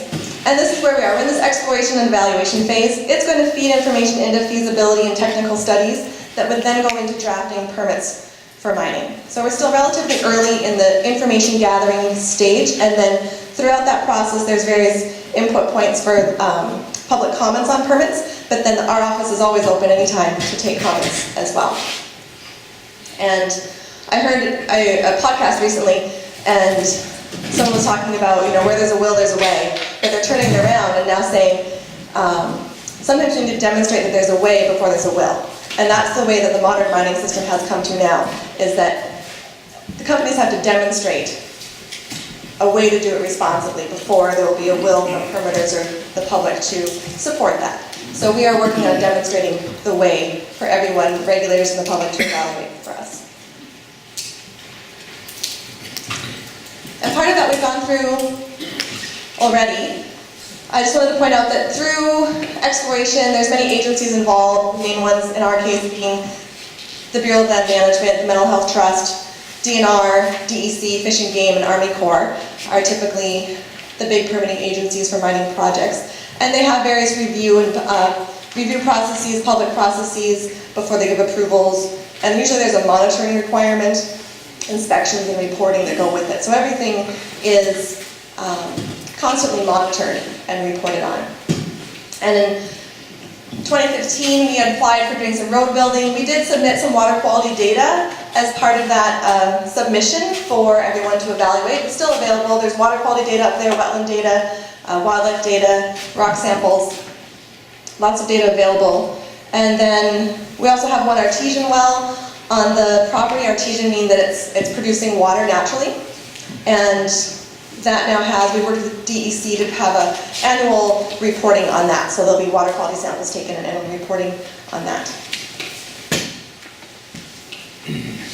And when we go to mining, we're not there yet, but what it will entail is you want to control the water. You want to understand where it is. You want to divert the water around your facilities. You want to cover things up. You want to capture any water that's going through your facility. You want to recycle some of that water within your facility. And then if there is water that's captured that needs to be treated, you have to develop treatment systems that can be passive or active. So passive might be evaporation or bacteria that work away on it.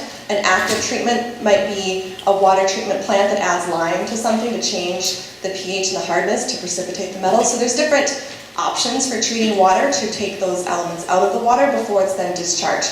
And that was what Allan was talking about, the APDS, the permit to discharge water back into the surface. And then with that, again, there's usually some reporting requirements in public meetings and regular agency review to renew those permits as well.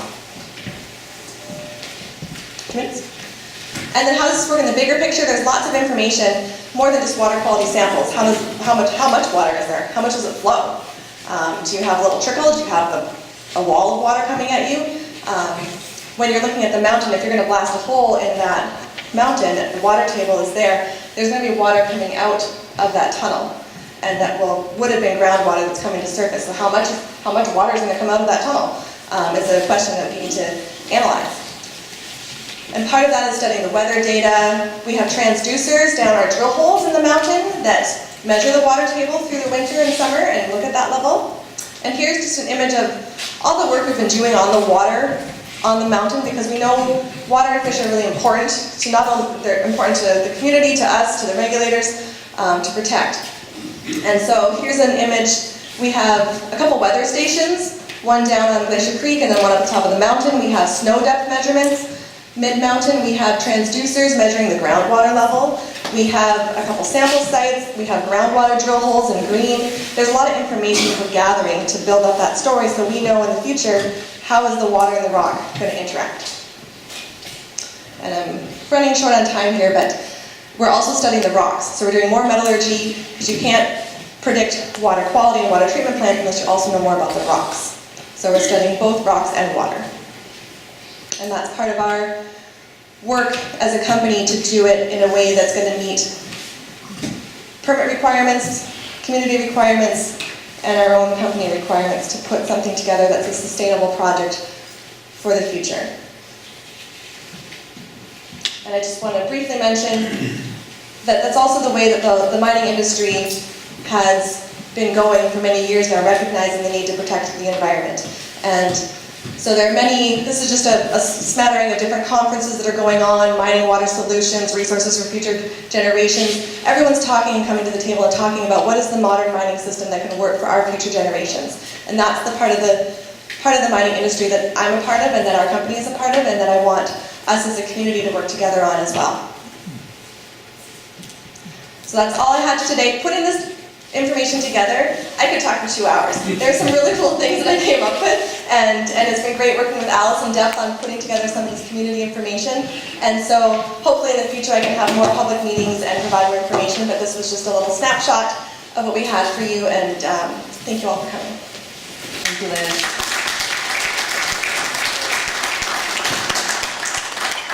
So now we're going to open it up for Q&A, and there's going to be a bit of a transition. So I'm going to just recognize the people who are a part of the Chilkat Valley Mining Forum Committee. If you want to stand up and wave so people know who you are, and they can come talk to you about this stuff later, you're welcome to do that. With the Alaska Miners Association chapter, it's Mike McCoyak and Elaine Bell. For Chilkat Indian Association, Luke Williams and James Hart. For Constantine Mining, Liz Cornejo is the co-chair of the committee, as well as Sherry Most. For the Haynesboro, Jan Hill and Brad Ryan. For the Haines Chamber of Commerce, Tracy Harmon and Jerry Lapp. For the Haines Sportsmen's Association, Haines Tormay and Sue Chasen. For the Northern Southeast Guildnetters, Ryan Cook and Marty Smith. For Takshanuk Watershed Council, Ben Kirkpatrick and Norm Hughes. For the Palmer family, Jesse Badger and Kendra Knight. And for the United Southeast Alaska Guildnetters, Will Prisciandero. I knew I was going to mess one up. So what we're going to do is ask our speakers to come up here, and I'm going to walk around with the microphone, and we're asking that you limit yourself to brief, concise questions. You only ask one question per person. Be respectful. We're not looking to editorialize. We're just looking for information. So yeah, speakers, if you want to take a seat up front. Is anybody? And we want to keep it to the topic of water quality. I'm just trying to think through water quality standards. Copper is, in fact, copper is different versus fresh water. I don't have an answer for you at this time, but I want to take a look at our regulations and yeah, I'm sorry, I just don't have a background to answer that question. Tom Wood, for Meredith Pochardt. Meredith, besides copper, what else should people concerned about the river be looking for in terms of other dangerous effluents?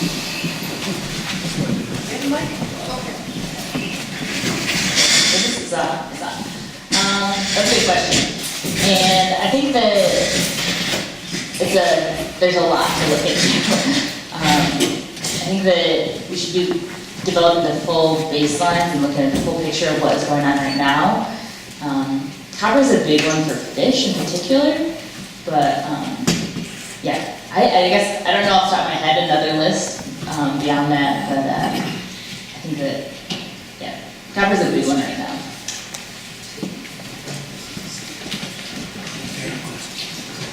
Hey, John. Just So many of the harbors in Southeast have marine ways where copper plating and scraping of the boats are handled. And all of those harbors have small active schools of herring and small salmon. So my question is the effect of copper on fish different than salt water?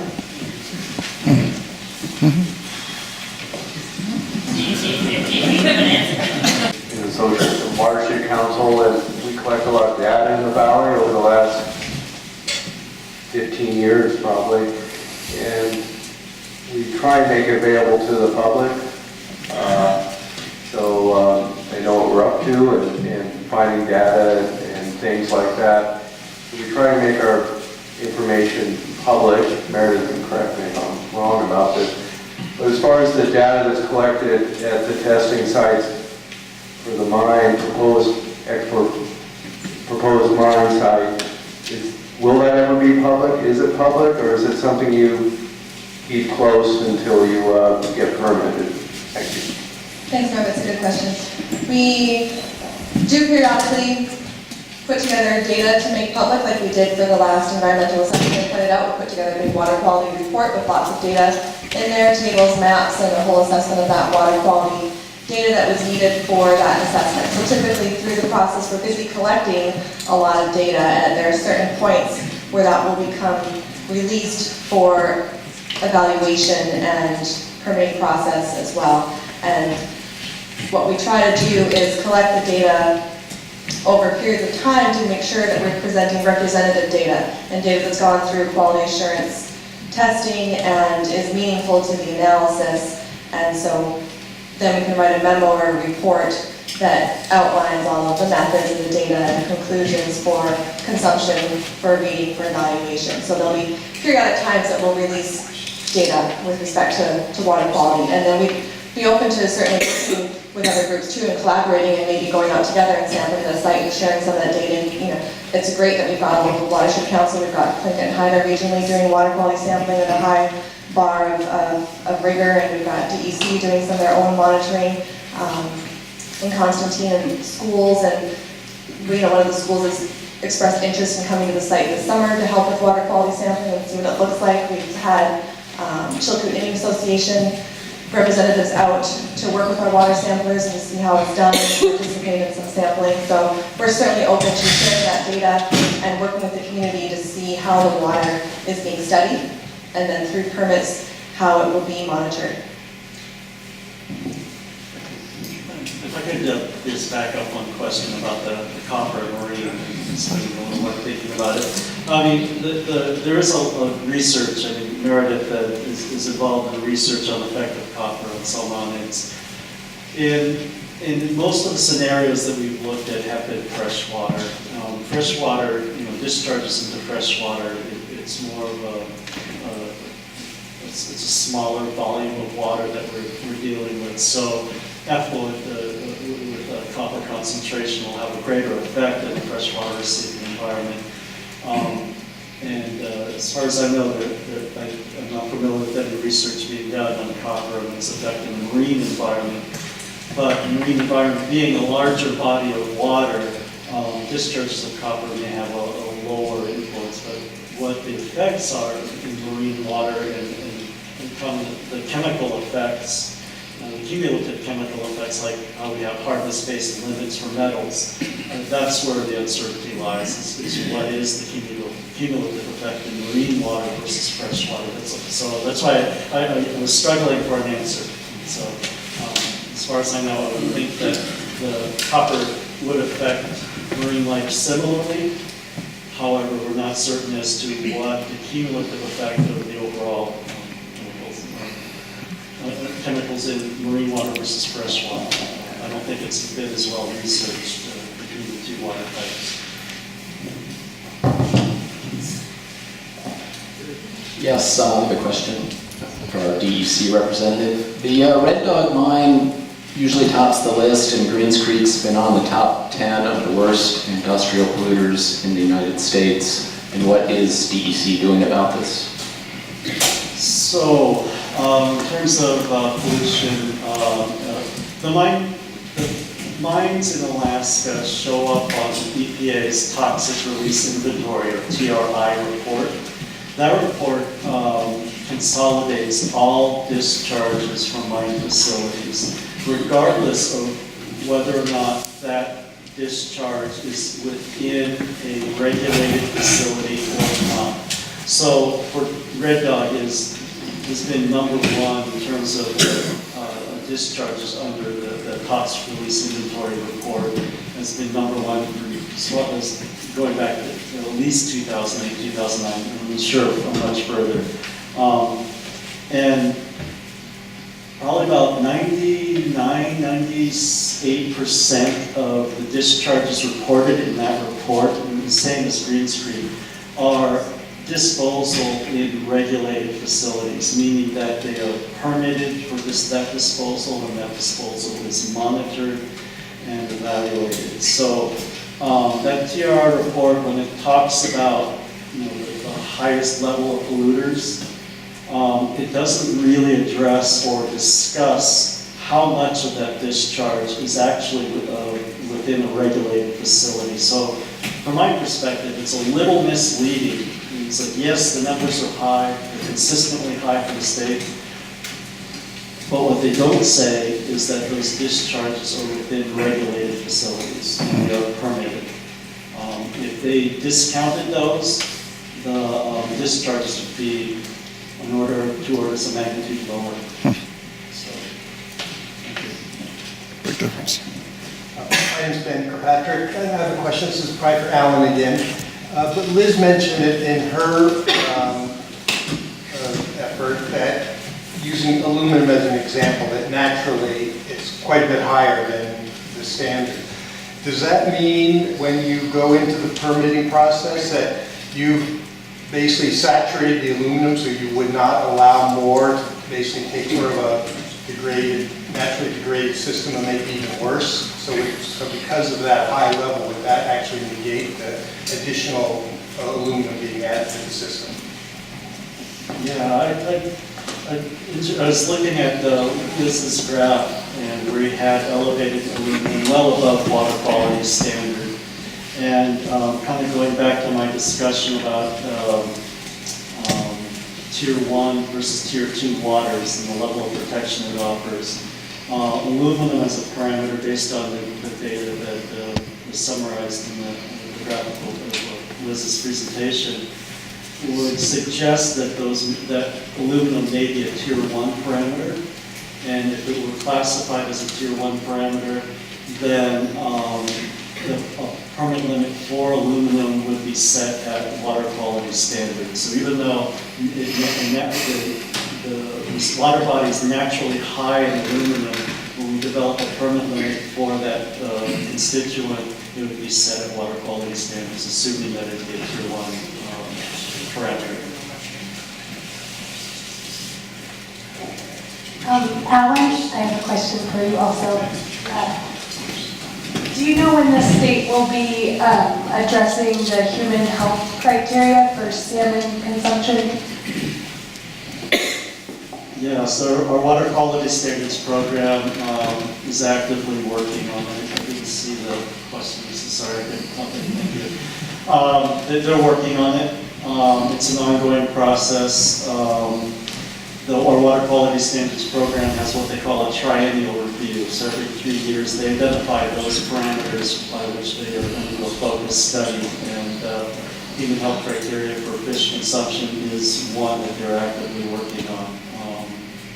I'm not familiar with the current status of it, but it is one that I expect that right now they're involved in doing some studies and working towards establishing a new standard for human health based on fish consumption. Right now they're in the deliberative process working with EPA to establish that standard. But I don't have a timeline about when DC expects to set that standard, because it takes quite a while working with EPA and developing that. Yeah, I guess I'm addressing Ken and Liz. I'd like to know what kind of instrumentation you use to determine the elements and the organics of the water, and how often the sampling is done? Yeah, we use a YSI meter, and that's all I know about it is it's really expensive. And I know how to use it, but we use a YSI meter and we use a turbidity meter Do you have such a thing as a flow chart that shows the chemistry of the operation? The chemical changes taken from step to step? Do I have one on me? I do No, not. I mean the mining operation, I mean more directed towards this. Sorry, the mining operation? Yeah, a flow chart describing the chemical changes that you create and why you're doing them. Not right next, we haven't put together the mine proposal. So we're still understanding what the mine could be, and then we would have that put together. But the question was, I guess, the equipment and how often we're doing samples as well, and so that's why we work with Integral to get the best equipment, and they bring up different meters that test certain measurements in situ, or meaning like when you're there at the water, you'll measure the pH, you'll measure some temperature, you'll measure, you'll gather some samples for turbidity, and then you'll also collect bottles, and those get sent to a laboratory. And so you have coolers, you keep the samples cool, you have to get them to the lab in a certain time period so they can measure things before bacteria start to grow. And because our creeks are quite turbid, you need some special equipment that can handle that level of turbidity. The standard turbidity meters top out, at certain things, so we had to buy a specialized one that can handle that level of turbidity. So working to find the right equipment to get the data is important, and then we collect.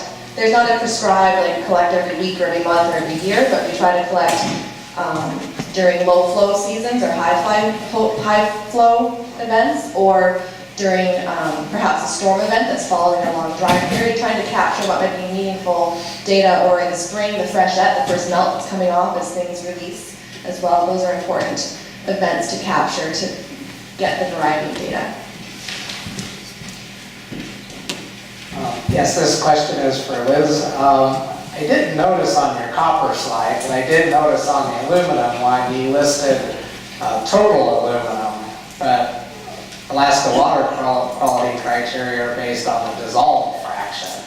Are you collecting data on the dissolved fraction for metals? We collect data on dissolved and total, and then and now can you correct me if I'm wrong, but the copper, you're right, is based on the dissolved criteria, whereas aluminum is based on the total, I believe. But we do collect it for all. We screen for every parameter and every dissolved and total, and then it's to be analyzed by DEC. So we set our permit limits. The compliance with permit limits is going to be based off of total. So I'm not surprised that. On Liz's graph, I think she may have also depicted the effect of turbidity and sediment showing up as a total load in my graph. So I'm speaking for Liz. But yeah, the permit limits is based on total. And that, I guess, just to finish up, that's why we work with DEC to create what's called the QAP, so we understand what data we're collecting, and we're collecting the right data in the right way for them to analyze them compared to their water quality standards. So the Chilkat River is not a trans-boundary river. Is there a push, and I kept hearing it a couple times, is there a push to make the Chilkat River a trans-boundary river?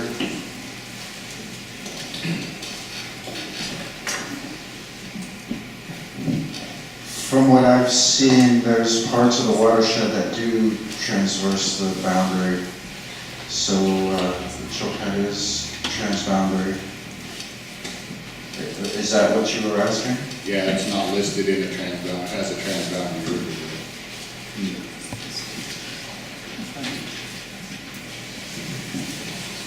So the question had to do with the Chilkat listed or proposed as a transboundary river, and as far as I know, there's been suggestions of it, but for a majority of transboundary river concerns, there's either an existing mine or a proposed mine within that watershed, as far as I know. Chilkat's not one where you have a proposal in British Columbia upstream. Even though it may be a trans-boundary river, the similar concerns may not be there. So increase the level of interest as a trans-boundary concern working with British Columbia.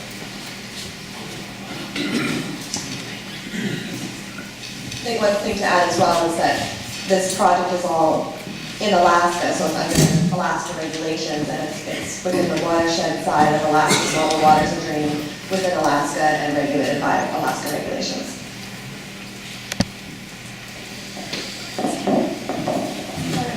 This is a question for Meredith. Do the things you're talking about affecting the salmon have the same effect on the eggs? That's a really good question. And I have to say, I don't know. I haven't read a paper that talked about the impact of copper on eggs. I know there's a lot of talk on the effect of sedimentation, so that would be the turbidity of the water and how that can impact eggs, but I'll look into it. I don't know.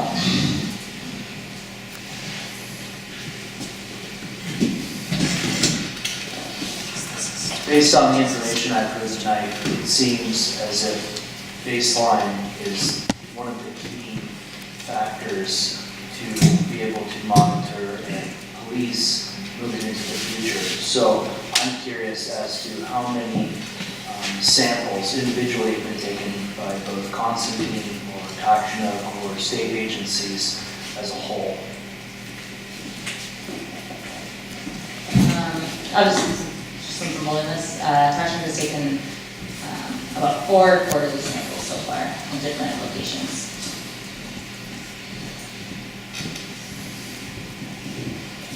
So Constantine began taking water quality samples back in 2008 as part of our exploration work, and the program's evolved over the last almost 10 years now to include different sites and additional samplings per year. And so we continue to build things up. I don't know exactly how many samples are in the database, maybe hundreds, thousands, hundreds, let's say hundreds, of samples since 2008. So certain sample sites have multiple samples, and other sample sites we've started more recently, so they have fewer samples, and we're starting to build up that database. Liz, I think I would call it dozens of samples at certain locations and certain times, but each of those is measured for up to hundreds of different chemicals. Sure, okay.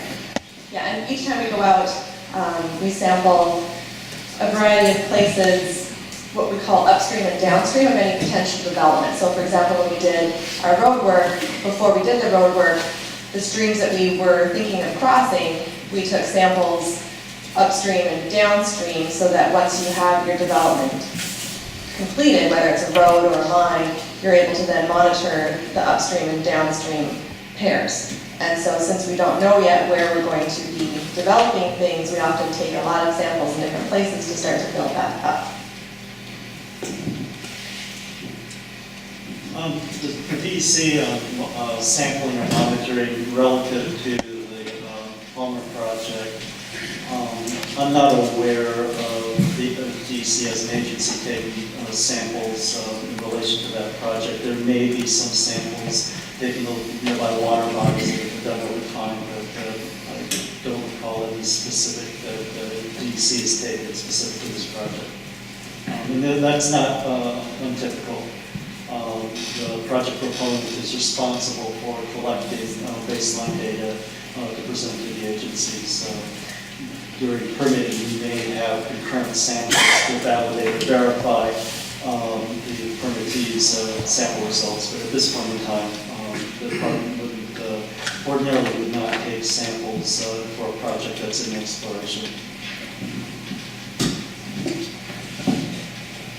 Hi, this is Kimberly, and I wanted to ask Meredith if there was any, what are the effects of copper on the fry, and is it the same amounts of copper that can affect the fry as it does for the fully grown fish? Is there a difference in the amount that causes them to not be aware of the dangers or predators upon them. Yeah, thanks, Tony. That's also a really good question. And from what I've seen, it's the juveniles are more sensitive. For one, their mass is just smaller, and so those impacts can happen quicker. Copper is also one of those metals that will bioaccumulate, and so they won't be able to pass it, and so accumulating copper at certain toxic levels as a fry build up, and if those exposures continue, then you'll see more impairment in the adults as well.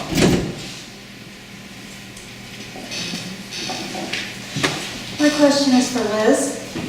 Acid drainage is one of the biggest problems with any kind of development, and generally it can be neutralized by a substance like limestone-based substance.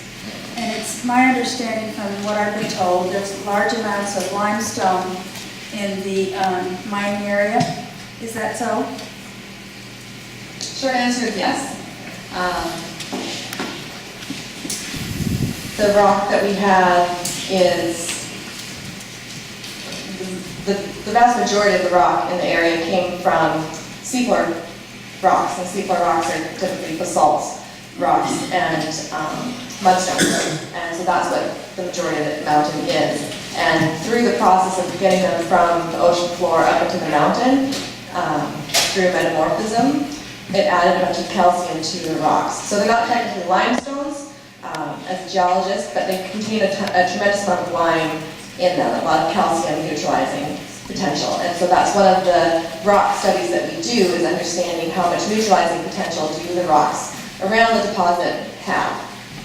And that will help provide a neutralizing environment as well. And that's why, even though there's a lot of copper in that mountain, I mean, we've defined 8 million tons of really high-grade copper, zinc, gold, and silver, but the data that we're showing, as you saw, had some low copper levels and neutral pHs. And there's a lot of alkaline lime rocks in the area. There's a lot of water flow and volume in there, and which is good. And that's one of the reasons why we feel good about continuing to explore the project, because we continue to find rocks in the area that will benefit the mine plan by being very carbonate rich or neutralizing.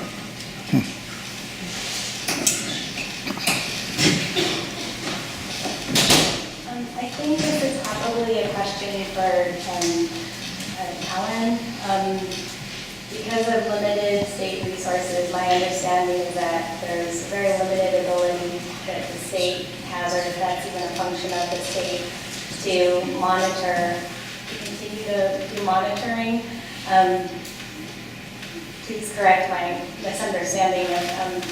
It seems that the ongoing monitoring is incumbent upon the company as well as the community. And when we talk about monitoring the effects of a mine for the next 7 to 10 generations, it seems apparent that the cost of that monitoring, which apparently is extremely high, ends up being something that the community has to take on past the lifetime of any mining company. Do I have that correct? So I understand the question is, the question had to do with monitoring and community responsibility. Is that mine closure? After the mine closes, is that what you're driving at? Yeah, as we're talking about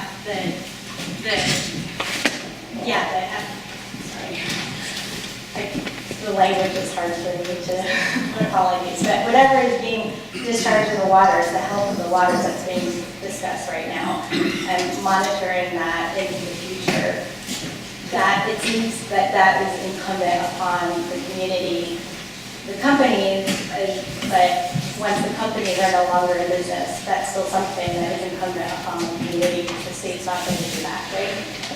Well, so in a waste management permit, I mentioned it in my presentation, there's a financial assurance responsibility. That financial assurance is a monetary reserve that the state requires of a mine facility, so that in the event that a permittee either walks away from the project or becomes insolvent, or the company shuts down the mine and reclaims it, there's funding set aside so that the state can either, so if the proponent decides that they want to do the post-closure monitoring, it's not a responsibility of the local community. I know we're talking as part of our overall discussion about self-initiated community monitoring, but for a mine facility that closes, if the company doesn't assume and continue post-closure monitoring, typically there would be continuous monitoring for up to 30 years, possibly more, depending on site conditions.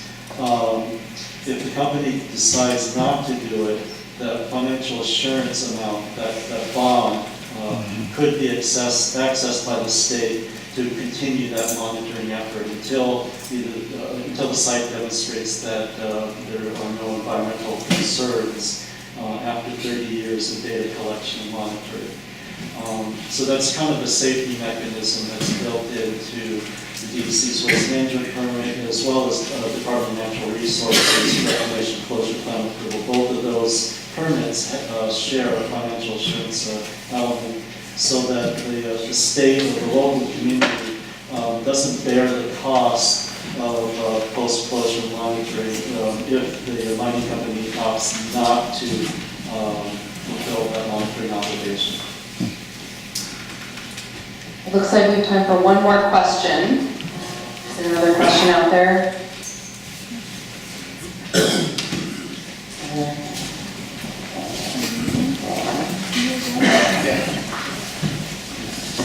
Okay, so this is for Allan. Thank you very much for explaining the stuff you've explained. So you said a couple of things on one of your slides. One is that the water quality standards have been updated in 2018. And then in another part you said that a company could get a 5-year permit. So my question is, if I got a permit in 2017 and you changed the standards in 2018, what happens? That's a good question.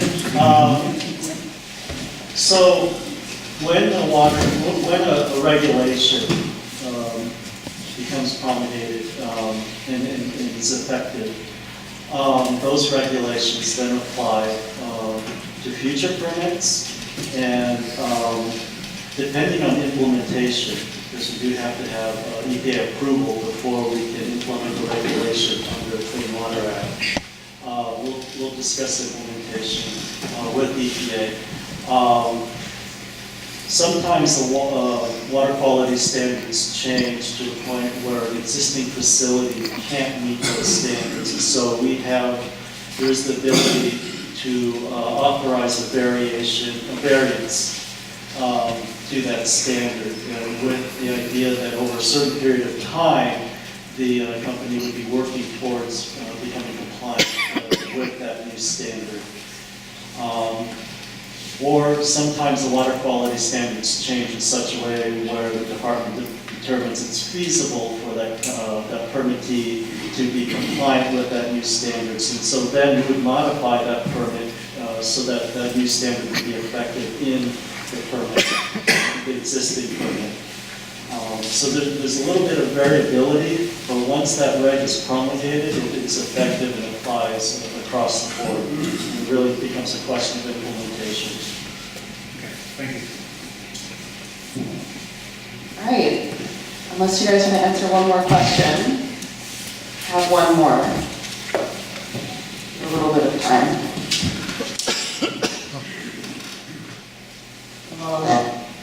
Liz, all your high grade ore is shipped out overseas, isn't it? So would it be possible just to truck your high grade ore down to the docks and deliver it on a ship like they do at Greens Creek? So the questions about the future shipping of concentrate from the mine, and so that would be something that we would have to first still find the mine and then come up with a plan of how we're going to transport it to the market. But yes, typically it would be mined at the site and trucked to a port and shipped out to a facility that can then take out the minerals from the rock. And I guess one thing to keep in mind too is that, you know, the mountain up there has a lot of copper in it and naturally is eroding and leaching into the waters naturally as it sits there and it gets exposed to weathering. And so through the mining process, we would actually be taking the copper away and shipping it out and removing it from the mountain. But that would be something to keep in mind. But certainly, the mining process and the shipping process are all really important components of a proposal, and all of those plans will be put together for everyone to review in detail if we get to that stage. And then DEC and other agencies will be around to review it and provide the public process for it, and then also impose whatever permitting, monitoring, and compliance reporting requirements are needed. And so there's certainly no operation that's happening without local, state, federal approvals, whatever those are at the time. Well, that's all we have time for. So thank you, panelists.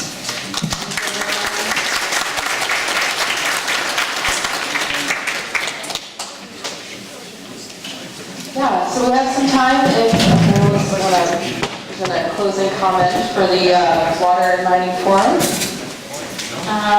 Yeah, I guess my final comment is just that the Watershed Council's here, we all live here, and if you do have questions or want some more information on certain elements of water quality or different topics, yeah, please feel free to come and chat with us. We definitely will back up our data with factual reference material, and we definitely strive to say when we don't know and when we need to collect further research on topics. So we're constantly trying to learn more about the valley that we're living in also, and so yeah, hopefully we can all learn more together. Thank you. Liz and Constantine and Haynes, thank you for inviting Tlingit and Haida, and looking forward to working with you in the future. One last comment too from us, from Constantine, is just that we're here to work with everyone, and it's great to have all of these resources around us. And just a quick note on behalf of the committee that put this event together, all 10 organizations, just wanted to thank everyone for coming, all the speakers, all the audience for participation. There was a handout at the front that has an email for us.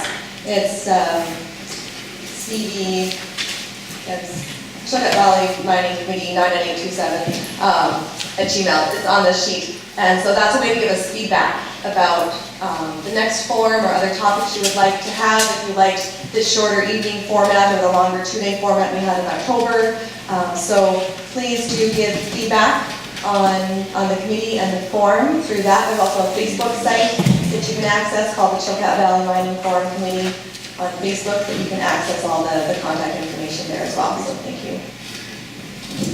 Just wanted to thank everyone for inviting us to be here. It was good to be able to talk to folks and just make sure that there's a handout in the back about commenting on permits, and if you don't have that, to grab that. There's, I think, some good tips on there to help you craft helpful comments whenever it's time to comment on the permits. Echoing what Gina said, I want to thank Chilkat Valley Mining Committee for inviting DEC here. As a regulator, it does make our job easier for these outreach efforts to explain the permitting processes, to let interested public know what we do, how we do it, so that if it does come time for us to provide a permit out on public notice for comment, we can get past a lot of some of the basic questions and really focus in on the real specific details that might be critical to permit development. Personally, I want to thank the community. You've been very welcoming. Lane, I didn't catch your last name, but I want to thank you for taking us from the ferry back to the town here. I'm enjoying the stay here, and I really appreciate the welcome that we received. Thank you. All right, thank you, everybody.